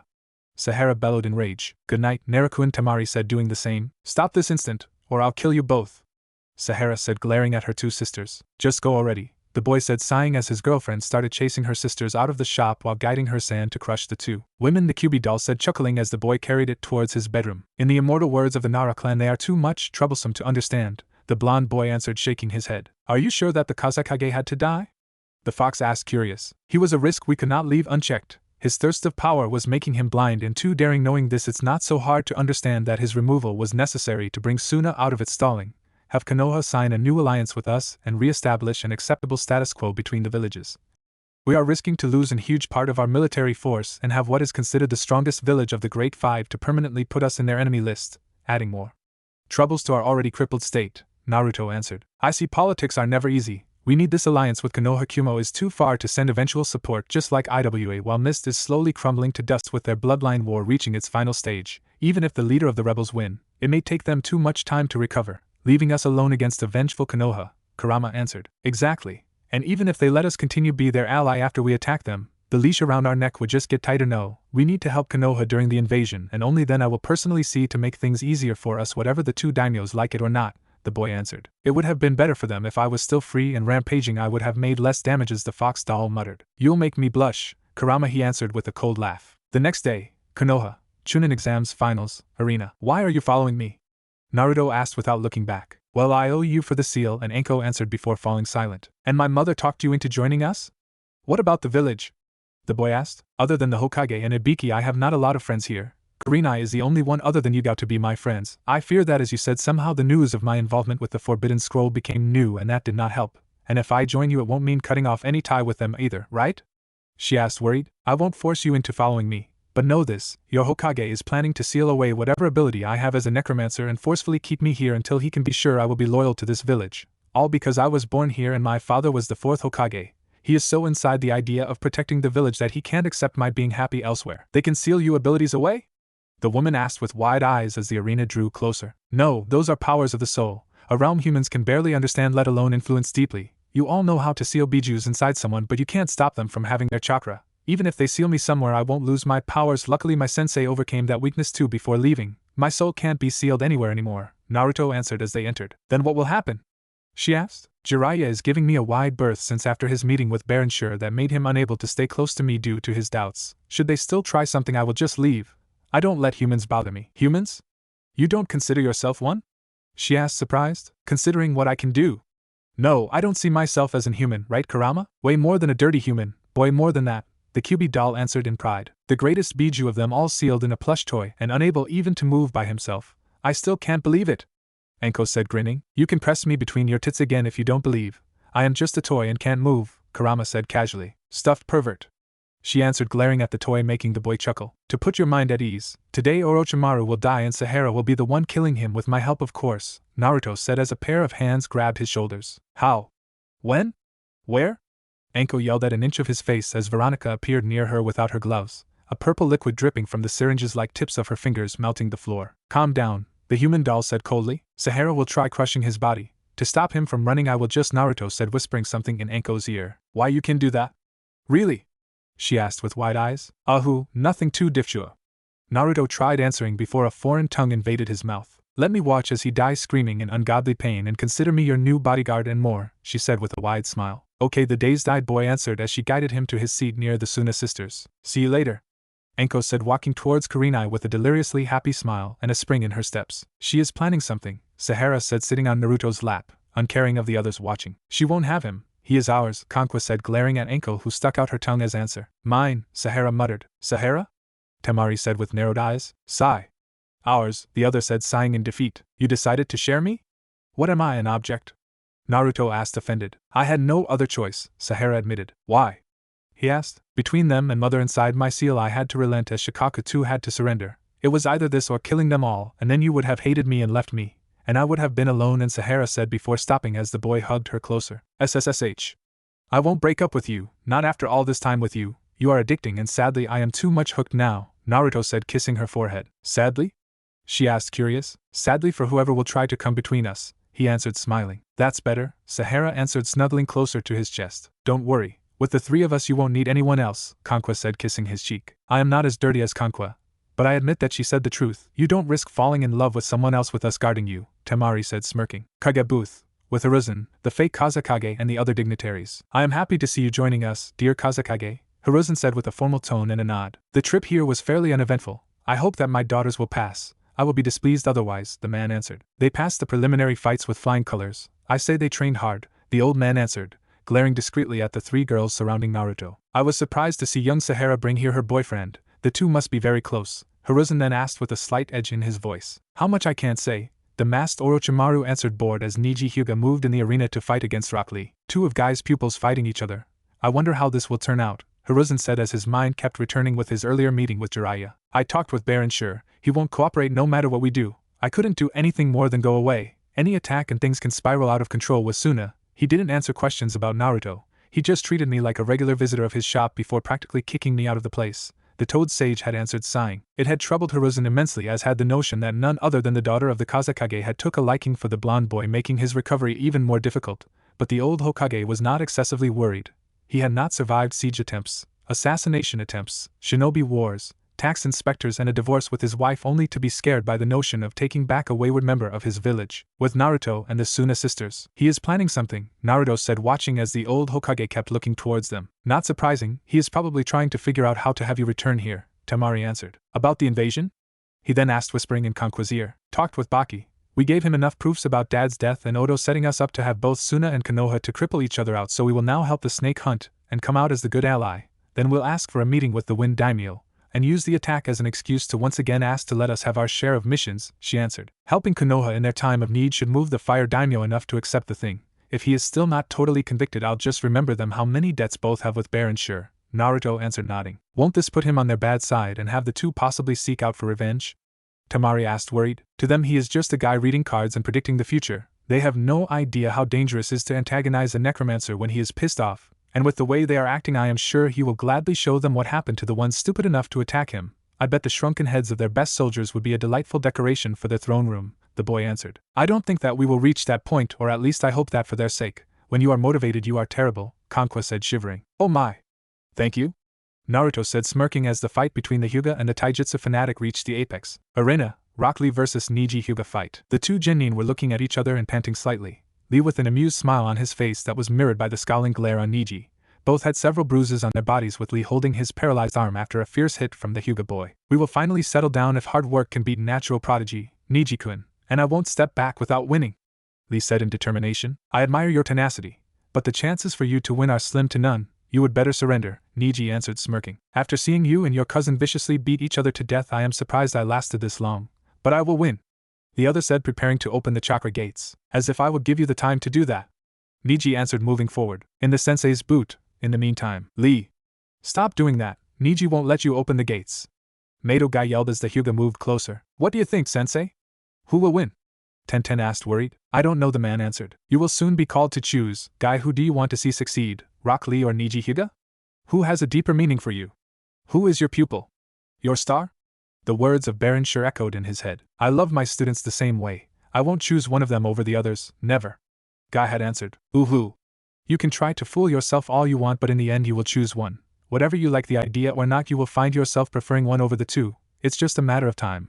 Every human makes that kind of choice, no matter how pure their soul and heart are. You'll tell me next time we see each other, Guy.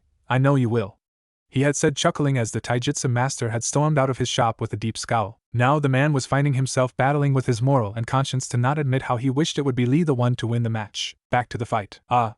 With a burst of chakra, Lee had barely the time to open the last gate before Niji's palm thrust hit his stomach, the spandex-wearing boy managing to lower the damages by rapidly jump back to accompany the hit. This will soon be over, Lee. You still have time to accept defeat. I won't stop until I will prove everyone my strength, Niji said, glaring at the boy. No, Niji! I will never lose, Lee answered, disappearing thanks to his empowered speed. Kaiten! The Hyuga boy answered, rapidly spinning on himself, creating a spiraling dome of chakra around his body to protect himself. With a wham! Sound, Lee's fist impacted with the defensive jutsu before getting blown away by the energy behind it, making him tumble back several times before gaining again his balance. I won't stop. I will show everyone how hard work triumphs over every obstacle, he said with a tired smile, while giving a thumbs up with a shaking hand. Suit yourself, Niji answered, running towards him. With a renewed battle cry, Lee disappeared again, this time hitting Niji with a flying kick to the face, shooting the Hyuga prodigy to the opposite side of the arena. Not bad, but victory is not in your future, not against me, the other answered, activating his clan bloodline, the Byakugan, at full power, focusing as much chakra as he could in it. Konoha Senpu, Lee said, disappearing to move at blinding speed towards Niji in another flying kick. Useless, Niji said, barely dodging to hit the other on the chest with the tip of two fingers, launching him back and on the floor. Niji said, hitting Lee again and forcing him out of the empowered state he was before taking a new stance. For all that is worth, you did good, just not good enough, Niji muttered. Lee! Guy yelled in fear as the Hyuga boy started his technique. You are within my field of divination. Hakro Kujian Sho, Niji called out, hitting Lee. 2 palms, he said before rapidly moving behind the boy. 4 palms. Once again moving at blinding speed, he kept attacking with strong, precise blows. 8 palms. 16 palms. 32 palms, Niji said before moving to face Lee again. 64 palms. With a last scream, he gave a last attack that launched the other back and down on the floor. Winner of the fight, Hyuga Niji, the proctor called out, seeing Lee unable to move. Lee! Guy yelled as he joined the medics in escorting the boy out, with Naruto and the Suna sisters. I told you, Guy, You would have made a choice between the two. It doesn't need a necromancer to see that you prefer Lee over Niji. It's literally written in your eyes, Naruto said, sighing. I'll be the next one fighting, Kankwa said. We need all the strength we can save for the invasion. Forfeit your match, Temari said. Oh, come on. I want to show how awesome I am, the girl said, whining. No, if we want the plan to succeed we need to be ready, Sahara said. Fine, she answered, glaring at the two. Will Sabaku no Kankwa and Shino Aburame come down? Genma the proctor asked aloud. Proctor, I forfeit, Kankwa answered, sighing. Winner by forfeit. Shino Aburame, can Sabaku no Sahara and Sasuke Uchiha please come down? The man then asked. I need to go, Sahara said. Why she can fight while I had to forfeit? Kankwa asked with a whine that went ignored. Have a good fight and pay attention, Naruto said, kissing Sahara last time as she moved down near the proctor in a swirling of sand. In the arena, have a clean fight, you two. You won't like me otherwise, Genma said. Hi, don't worry, Sasuke answered, nodding. Good, now fight, the man said, disappearing. I hope you won't have it against me if I get brutal, Sasuke said, dropping in his fighting stance. That's what I want, entertain me and my mother, Sahara answered, launching a sea of sand towards the Uchiha boy. Yo! The boy shrieked, jumping away before charging towards the girl. Katon, Gokaku no Jutsu, great fireball technique, Sasuke yelled, shooting an immense fireball. Sand press, Sahara muttered, clapping her hands together. In answer, two huge hands of sand appeared in front of her, squashing the fireball in their grasp in an immense explosion. Sabaku no Tanju, birth of the desert. Rapidly spinning on herself, she summoned a sandstorm that rapidly covered everything and turning the arena in a miniaturized desert. Not that I don't like the change in the scenery, but does it have a reason? Sasuke asked. As Sahara gained a devilish smirk, he understood that she was indeed planning something. Suna Bushin no Jutsu, she said, making few dozen clones appeared around her. At least you have no more sand directly protecting you, he answered, jumping down to evade a charge of a couple of sand-made redheads to launch several kunai towards the original and plunging one of the blades in her forehead. Shit! I thought she would just dodge, the boy said as she slumped down before puffing out of existence. Wadash? Sasuke managed to say before Sahara came out from behind him to block the boy in a bear hug, with the sand covering both immediately after. My boyfriend taught me your village's Kage Bushin Jutsu. Don't worry, other than me no one else in Suna knows it. I promise to keep the secret, she whispered, adding more pressure with both sand and her arms. Okay, but I have more pressing problems now, Sasuke answered with a strained voice. Very funny, Suna no Otome. Sand Maiden, she answered as two wings of sand formed around them. What's that? Sasuke asked, confused. A sand-made version of the torture device called Iron Maiden, not the musical band, Sahara answered as spikes surfaced on the inside of the wings. Wouldn't this improvised acupuncture damage you too? Sasuke asked with a little tremble in his voice that he too found surprising. Me and Naruto practiced this once or twice already, it's really exciting, she answered, stealing a glance at the boy on the stands to wink at him. Sexual preferences aside, you don't know that I won't surrender, right? Sasuke said, smirking as he slammed his head back and on her nose, distracting her long enough to move through hand seals. Chidori! Sasuke yelled as the sand constricting him went blown away in the short burst of lightning chakra as he got free. In the stands, with the senseis. You taught him that jutsu? Kurenai asked, incredulous. He was going to fight that girl. I decided to give him some edge, Kakashi answered, shrugging. Well, your edge was not appreciated by her boyfriend, the Genjutsu mistress said, pointing at young Naruto, glaring in hate at Kakashi. Well, he is just a civilian, right? The masked man said, chuckling nervously. Tsum was rather nervous when I asked why Kiba kept evading the boy as if he was death incarnated and refused to answer. Whatever it is, it's not something one should ignore, especially if Inuzuka and Aburame clan members make a point of giving him a wide berth when meeting him, Kurenai answered. Oh joy, Kakashi said, trying to meet Naruto's glare and ultimately failing when the third shiver ran up his spine, making him once again focus on the fight to evade the boy's gaze. Back in the arena. Come! We barely started, Sahara said, opening her arms wide and making the sand covering the arena ripple in anticipation. As you wish, I'll do this properly then, Sasuke said, running up the wall and once again gathering lightning in his right hand. Chidori! He yelled, running at max speed towards her, Sharingan spinning and focused on her. Sand cocoon! Sahara said, covering herself in a dome of sand. Faster! Faster! Sasuke yelled, moving as fast as he could, thrusting his hand forward, piercing the dome. As the attack collided with the sand defense, an explosion rocketed the arena, and a cloud of dust covered everything. Explosive notes, useful tactic, Sahara said from the second sphere of sand that appeared once the dust settled down. You used the first dome to store the notes, the second protected you from the blast. Smart move, Sasuke said, panting, holding his bleeding arm with a pleasured smile on his face. Thank you, but I already have a boyfriend, the girl answered. Yes, and if he starts thinking that I am trying something with you, I have no doubts he will skin me alive, shinobi or not, he answered, chuckling. Then we can finish this fight, Sahara said. I am sorry, but this is not possible, the Kazekage said as a second explosion, this time from the Kage booth, signaled the start of the invasion, while feathers started falling on the arena. In the stands, in the meantime. Oh well, I guess the exam will be suspended until this will be sorted out, Naruto said calmly as chaos exploded around him and the three sisters as Sahara joined him and the others. Apparently you were right, Orochimaru tried to take the Kazekage's place to drive us all on a suicide attack. Orders are changed. Destroy whatever Odo shinobi you cross. Baki said, appearing near the quartet. And Konoha? Temari asked. Not our problem, as we will just defend ourselves. If in the meantime the leaf is crippled or even, Kami permitting, destroyed, then it's even better.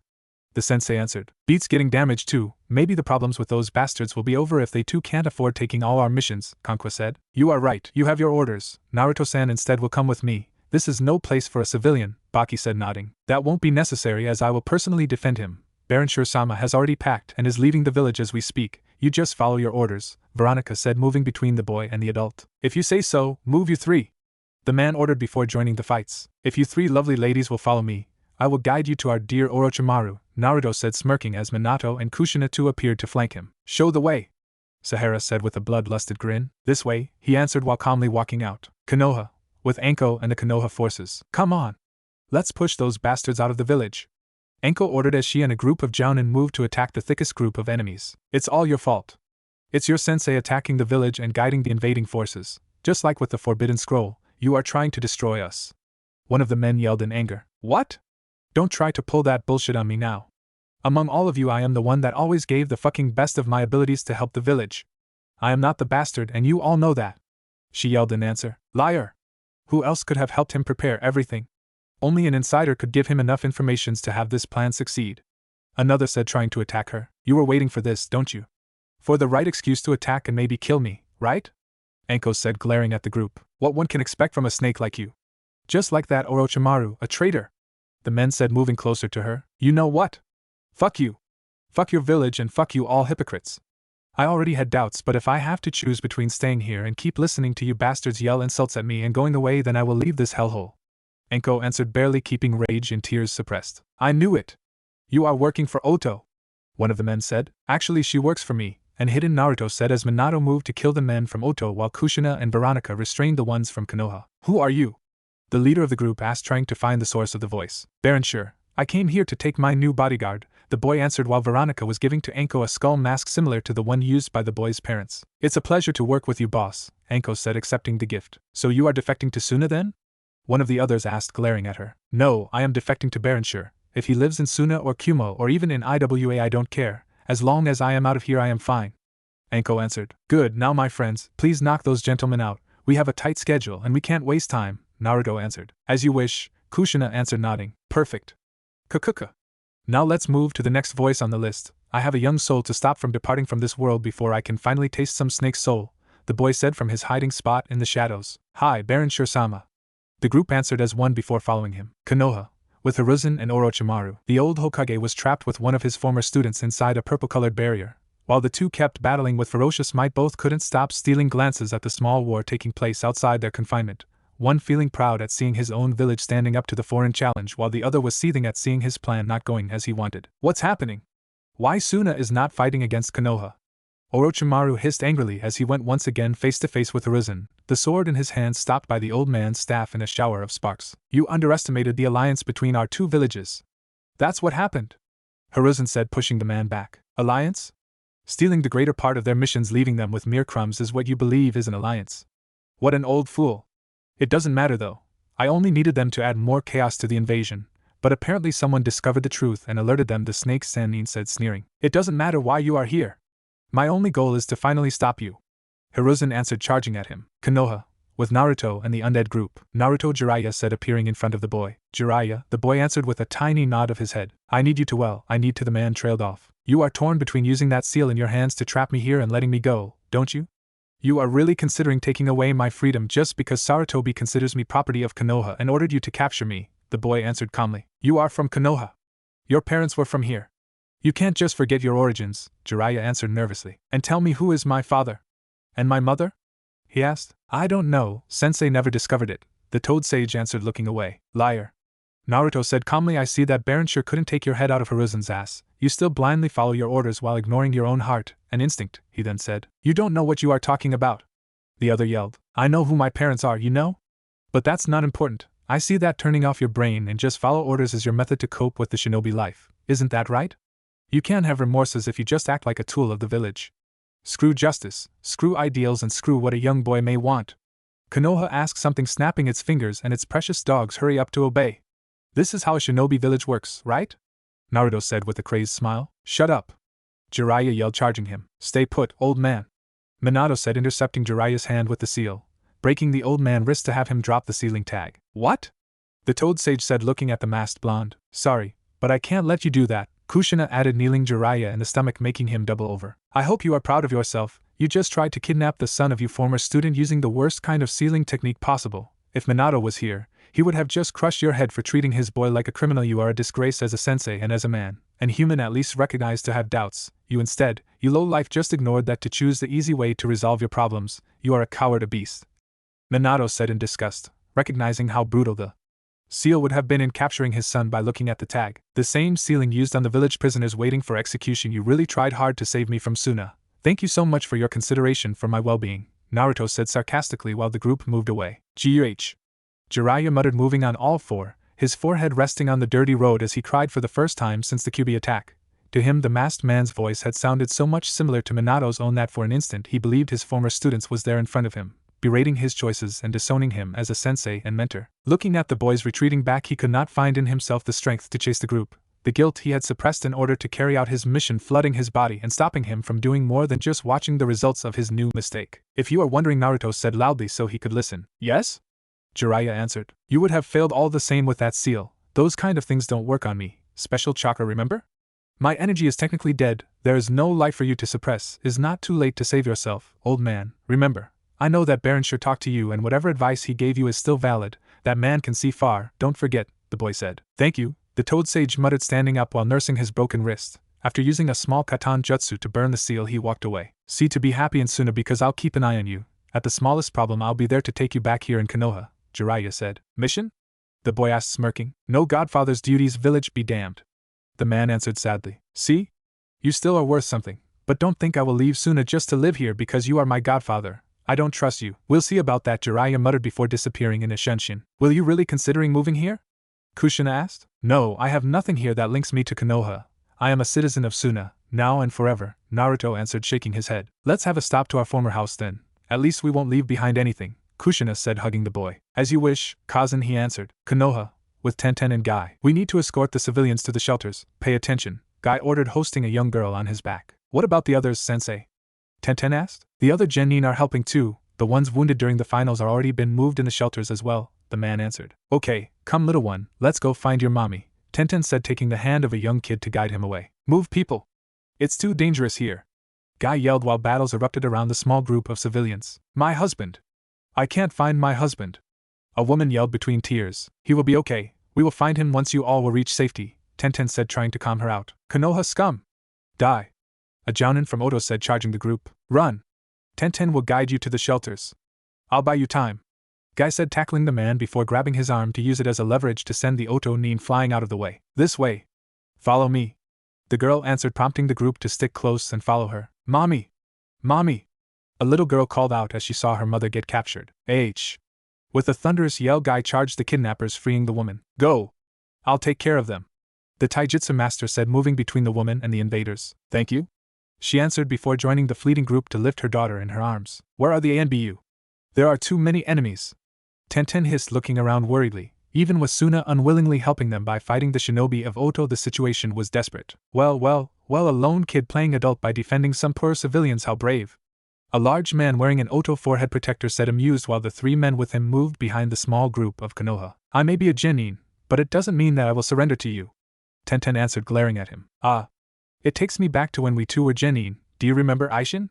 We two used to be that cocky, one of the men said, chuckling. I know, Renzwa. But you had not that pretty as she has. Ha! Do you think she will mind if we take care of those pigs she is defending? The leader of the group, Aishin, answered with a little laugh. Who knows? Ha! Come on, brat. Step aside or we will be forced to spank you and send you to bed without dinner, another said, making the group burst into laughs. I wouldn't laugh if I were you, Tenten said, glaring at the group. Listen, Pipsqueak, you are lucky we are the ones that crossed your path. The others would have just killed those bastards and then spent some time using you, Aishin answered with a grave tone. And you won't kill them? As if I believe you, the girl answered. No, we want to kill those men and women. The only difference is that you will just return home with your, let's say, innocence still intact and few bruises here and there. There is no fun in killing a genin. You brats can barely clean your nose by yourselves, let alone fight properly, the group's leader answered. Then attack me, I won't just walk away and leave those people die, Tenten answered, glaring at him. It was a moment.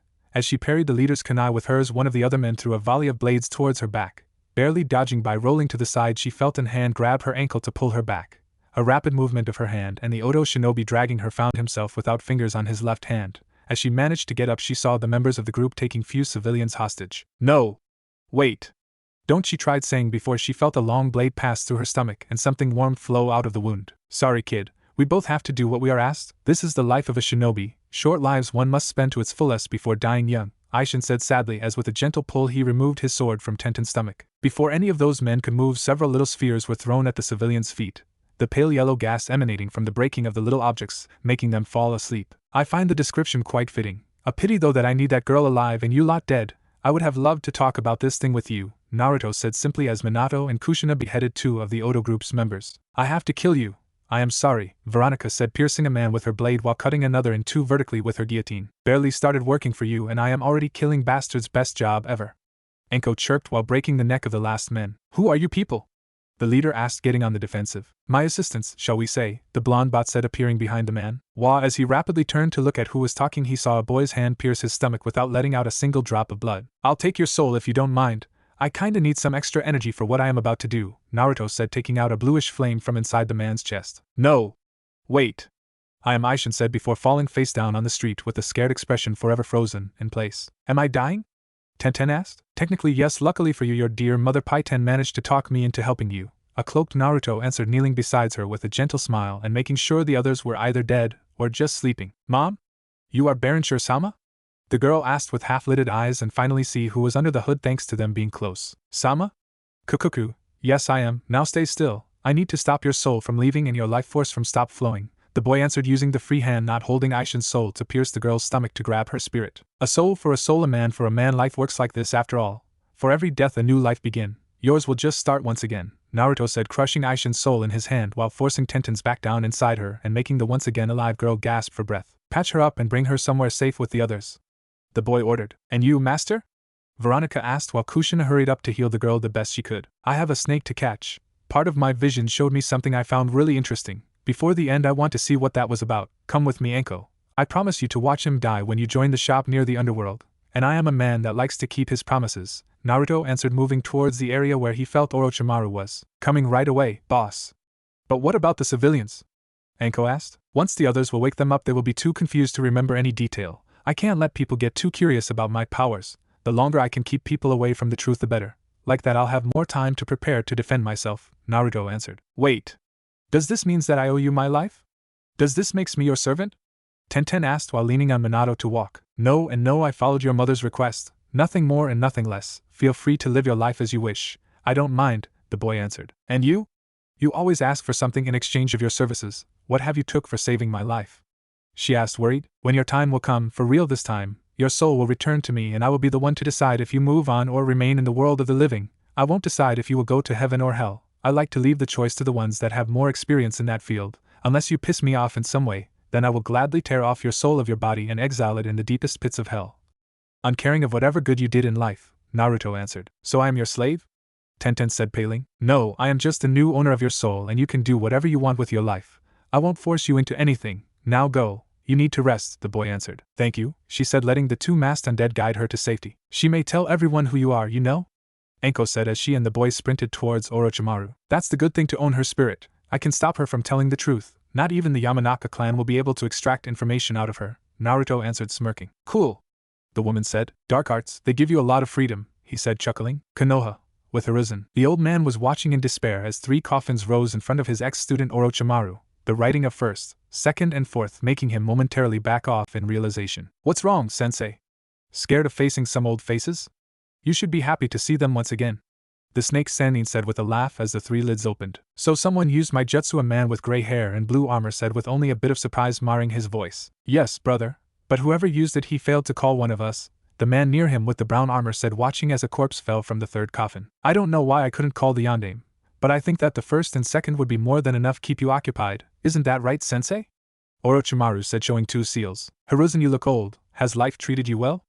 Hashirama, 1st Hokage, asked with a sad expression. Yes, I am sorry to see you and your brother used like this, the old man answered. It's not your fault. Now pay attention as we won't be able to hold back. I am sorry, Tobirama said as the seals were plunged in both men's neck. Enough chatting, show him why you two were so feared and respected.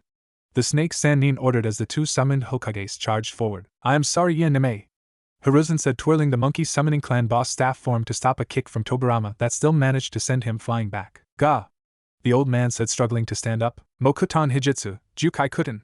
Would release secret technique, nativity of a world of trees. Hashirama called out, summoning from all around him roots and plants that rapidly grew into a dense forest, each branch moving to restrain Hiruzen and immobilize him. Damn it! The old man cursed, jumping from a branch to another, trying to dodge both plants and Tobirama's attacks. Suetun, Daikoden no Jutsu. Water release, great shark bullet technique, Tobirama said, thrusting both hands forward and launching a massive shark of water towards Hiruzen, destroying everything on its path. Aya! The old man screamed as a series of roots blocked his feet and leaving him at the water technique's mercy as the shark destroyed everything on sight, washing him away. There! Hashirama said, kicking one of the trees and reducing the huge plant to splinters and meeting with his knee the staff in Hiruzen's hands. I barely managed a substitution, I need a plan and fast. The old man said, jumping away. Outside the barrier, in the meantime, both Necromancer and Snake Mistress were watching the battle unfold from a near rooftop, conscious that the battle between the Hokage and the traitorous Sannin would attract enough attention to not have their presence being discovered. So that is the infamous Edo Tensei Jutsu, impure world resurrection technique, such a poor attempt at summoning, but it's a wonder in itself Tobirama could create such a thing without being a necromancer. Admirable, Naruto said, looking in interest. What should we do? Anko asked, curious. Hoping that this won't derail things too much, I'll try a summoning ritual myself and help the old man. Last thing I want is Hiruzen becoming a martyr. God forbid his successor decides to move war using his death as an excuse. What I need is him to legally step down, and then die quietly, and out of the limelight. It saddened me to do this, but he is idolizing the village and its ideals too much. If not dead, I need him in a position where he won't be able to make further damages, the boy answered, while drawing a circle of runes around himself before sitting cross-legged in its middle. You sure? What about the next Hokage then? Anko asked, taking a ready stance to protect the boy. I already have few candidates in mind that I will suggest to the Fire Daimyo while talking to him as Baron Sure. Offhand comments are normally dismissed, but those still leave traces in the subconscious that then are twisted into ideas the one listening will believe being their own. One only needs to know what to say and how to say it to make it happen, Naruto answered as the runes started glowing in a pale purple light. You sure? Who are those candidates?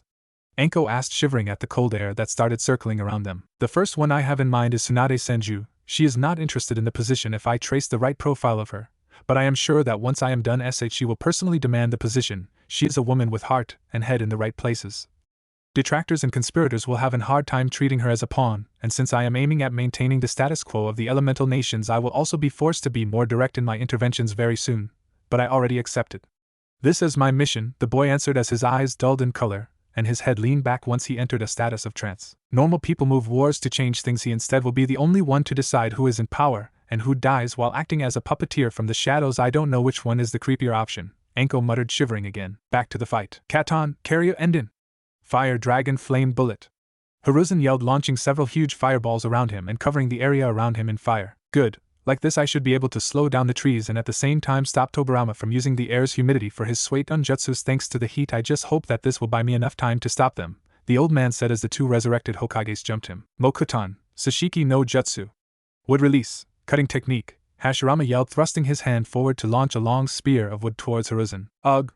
The old man said, growling as the wooden attack clased with his staff in a shower of splinters. Before he could react though, Tobirama appeared running on the spear, hitting Hiruzen with a flying kick, disarming him. Damn it! He cursed, watching Hashirama create a short blade of wood to attack him. Well, sensei, I guess it's time for us to say farewell, Orochimaru said, laughing as the wooden blade drew closer to Hiruzen's heart. And you two are the first and second Hokage? Pitiful! A voice said as a chain sickle came flying out of the trees, cutting off the whole arm of the resurrected man. A Kuzurigama?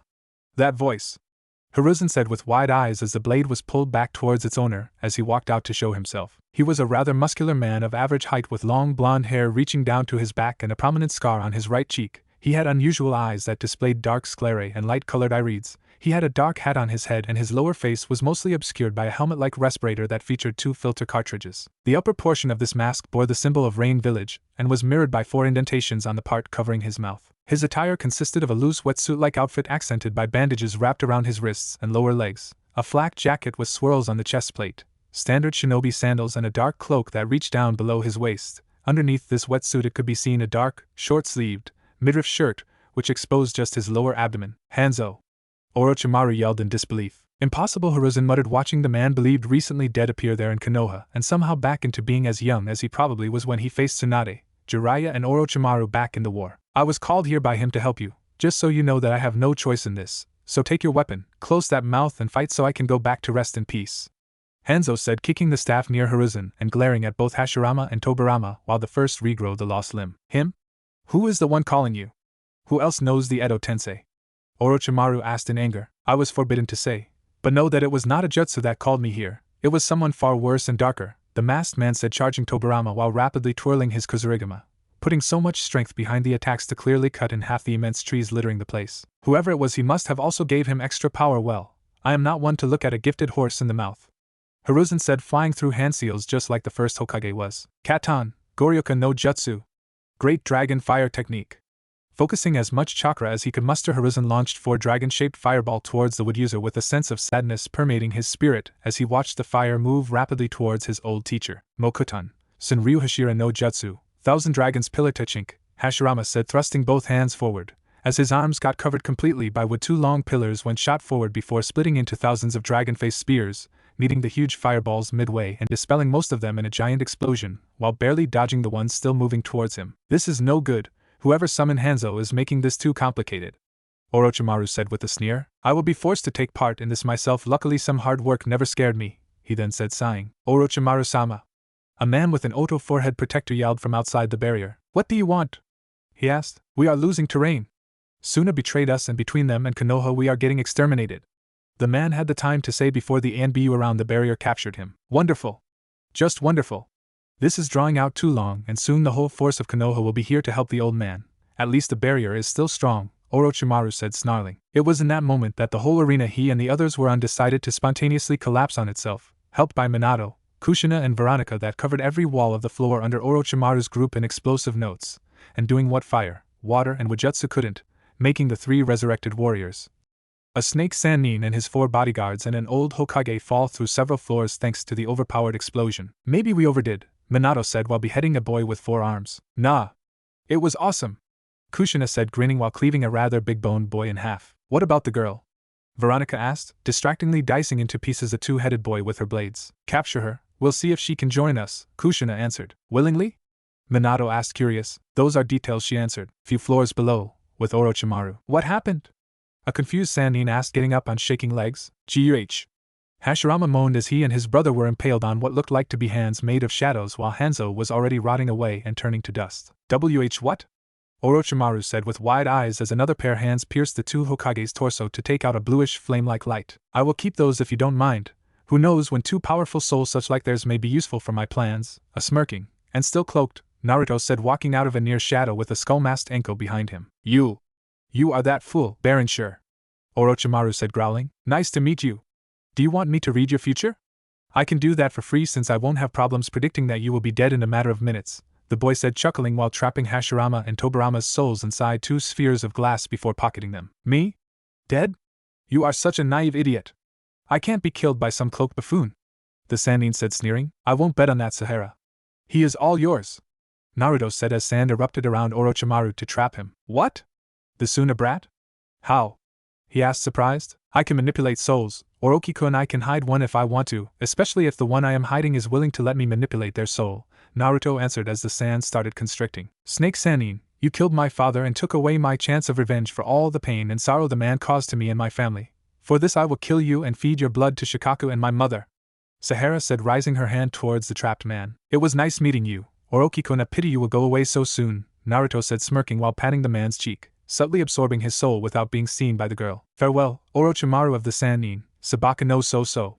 Sahara said, clenching her hand tight, making the sand cocoon around the man compress until after a series of crunching sounds the snake master's body got turned into an unrecognizable red blob of broken tissue and crushed bones. You okay? Naruto asked, watching as the sand retracted, leaving a red stain on the floor in place of the once legendary shinobi. No, I thought that killing him would have made me feel better, but it didn't, the girl answered, hugging the boy tightly. Then I think we'll need to work harder to have you leave behind all that pain and look forward towards an happy life together, he answered, taking off his hood to kiss her. Okay, she said, nodding. I think I will keep this, can I? Enko asked, showing a sword she took from the remains of Orochimaru. I have no problems with that. I still want to study it though, Naruto answered. As you wish, master, the woman said. So you will really join me? the boys asked. I told you, in exchange of a new life and watching the snake bastard die I'll join you. I know you can't wait to try me, Anko said sultry. You don't need to do those things, Naruto said chuckling, and I don't want to go too much out of character. Anko answered smirking. I just want you to be happy and help me in my job and mission. You are free to do as you please, the boy answered. Keep saying this romantic stuff and I may really fall for you one day, Anko answered with a little peck on his lips and a wink before hugging him. Hands down, Sahara said with narrowed eyes. He is my master. I can't resist if he wants to bend me over and use my body to sate his lust, she answered with a dramatic tone before jumping out of the room to evade the sea of sand Sahara launched towards her. Come back here, the Suna girl yelled. Oh joy! Some more chaos for my life, but now what to do with you? Naruto said before moving his gaze on the unconscious Hiruzen. First off, let's make your arms useless. Like that you will be forced to step down, then, once Tsunade is here, we'll turn you into a pretty paper pusher with a nice office but unable to make damages. I am sure that you will be great working there too, Naruto said chuckling. The boy knelt near the old man to grab both his hands. A little concentration and the ghostly forms of the Hokage's arms went pulled out and up in the air. Leaving them floating there, the boy grabbed a short knife covered in tiny inscriptions from the holster on his side. And off you go. After chanting few words that gave the blade a dark red aura, he moved to cut off and eat the part of Hiruzen's soul inhabiting the man's arms, turning the appendages purple in color as a result. Good.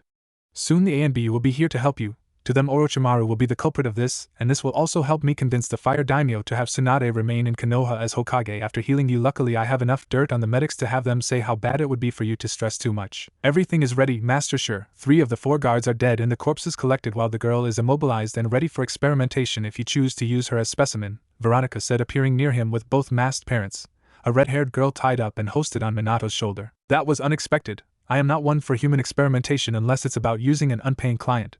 But trying some minor things, it's not against my ethics, Naruto answered, nodding. Let's move, the others must be in need of some help to tie things up and hunt away the remaining forces of Odo, Minato said. We better, the sooner we finish the sooner we will be able to leave this village. I don't want someone else trying to keep me here, the boy said, following the undead outside. At the end of the day, Konoha could count several dozens of wounded and luckily only few deaths between their shinobi forces and civilians, making the whole invasion result in just in need of extreme reparations instead of the massacre like it would have been had Suna not helped. Even if unwillingly, Suna managed to come out with an almost pristine face out of the whole ordeal thanks to their turning on Oto and appearing as a faithful ally ready to help the Leaf no matter their dire situations they were in and ready to stage their betrayal just to help their friends. Luckily that will help both Fire and Wind Daimyo to reconsider the actual sharing of missions so to stop future problems from arising. Baron Sure will instead find himself target of an even greater flux of customers thanks to the gossip and tales about his predictions regarding the Chunin exam, making his lucky charms one of the most coveted objects on the market. What now? The QB doll asked. Now we wait. Thanks to her help, Sahara is being trained into being the next Kazekage. While this happens, we will keep our eyes open in Konoha and the rest of the villages. We'll also need to create a spy network to better keep everyone under watch. People like Inoki and A may find Konoha's moment of weakness too much to resist,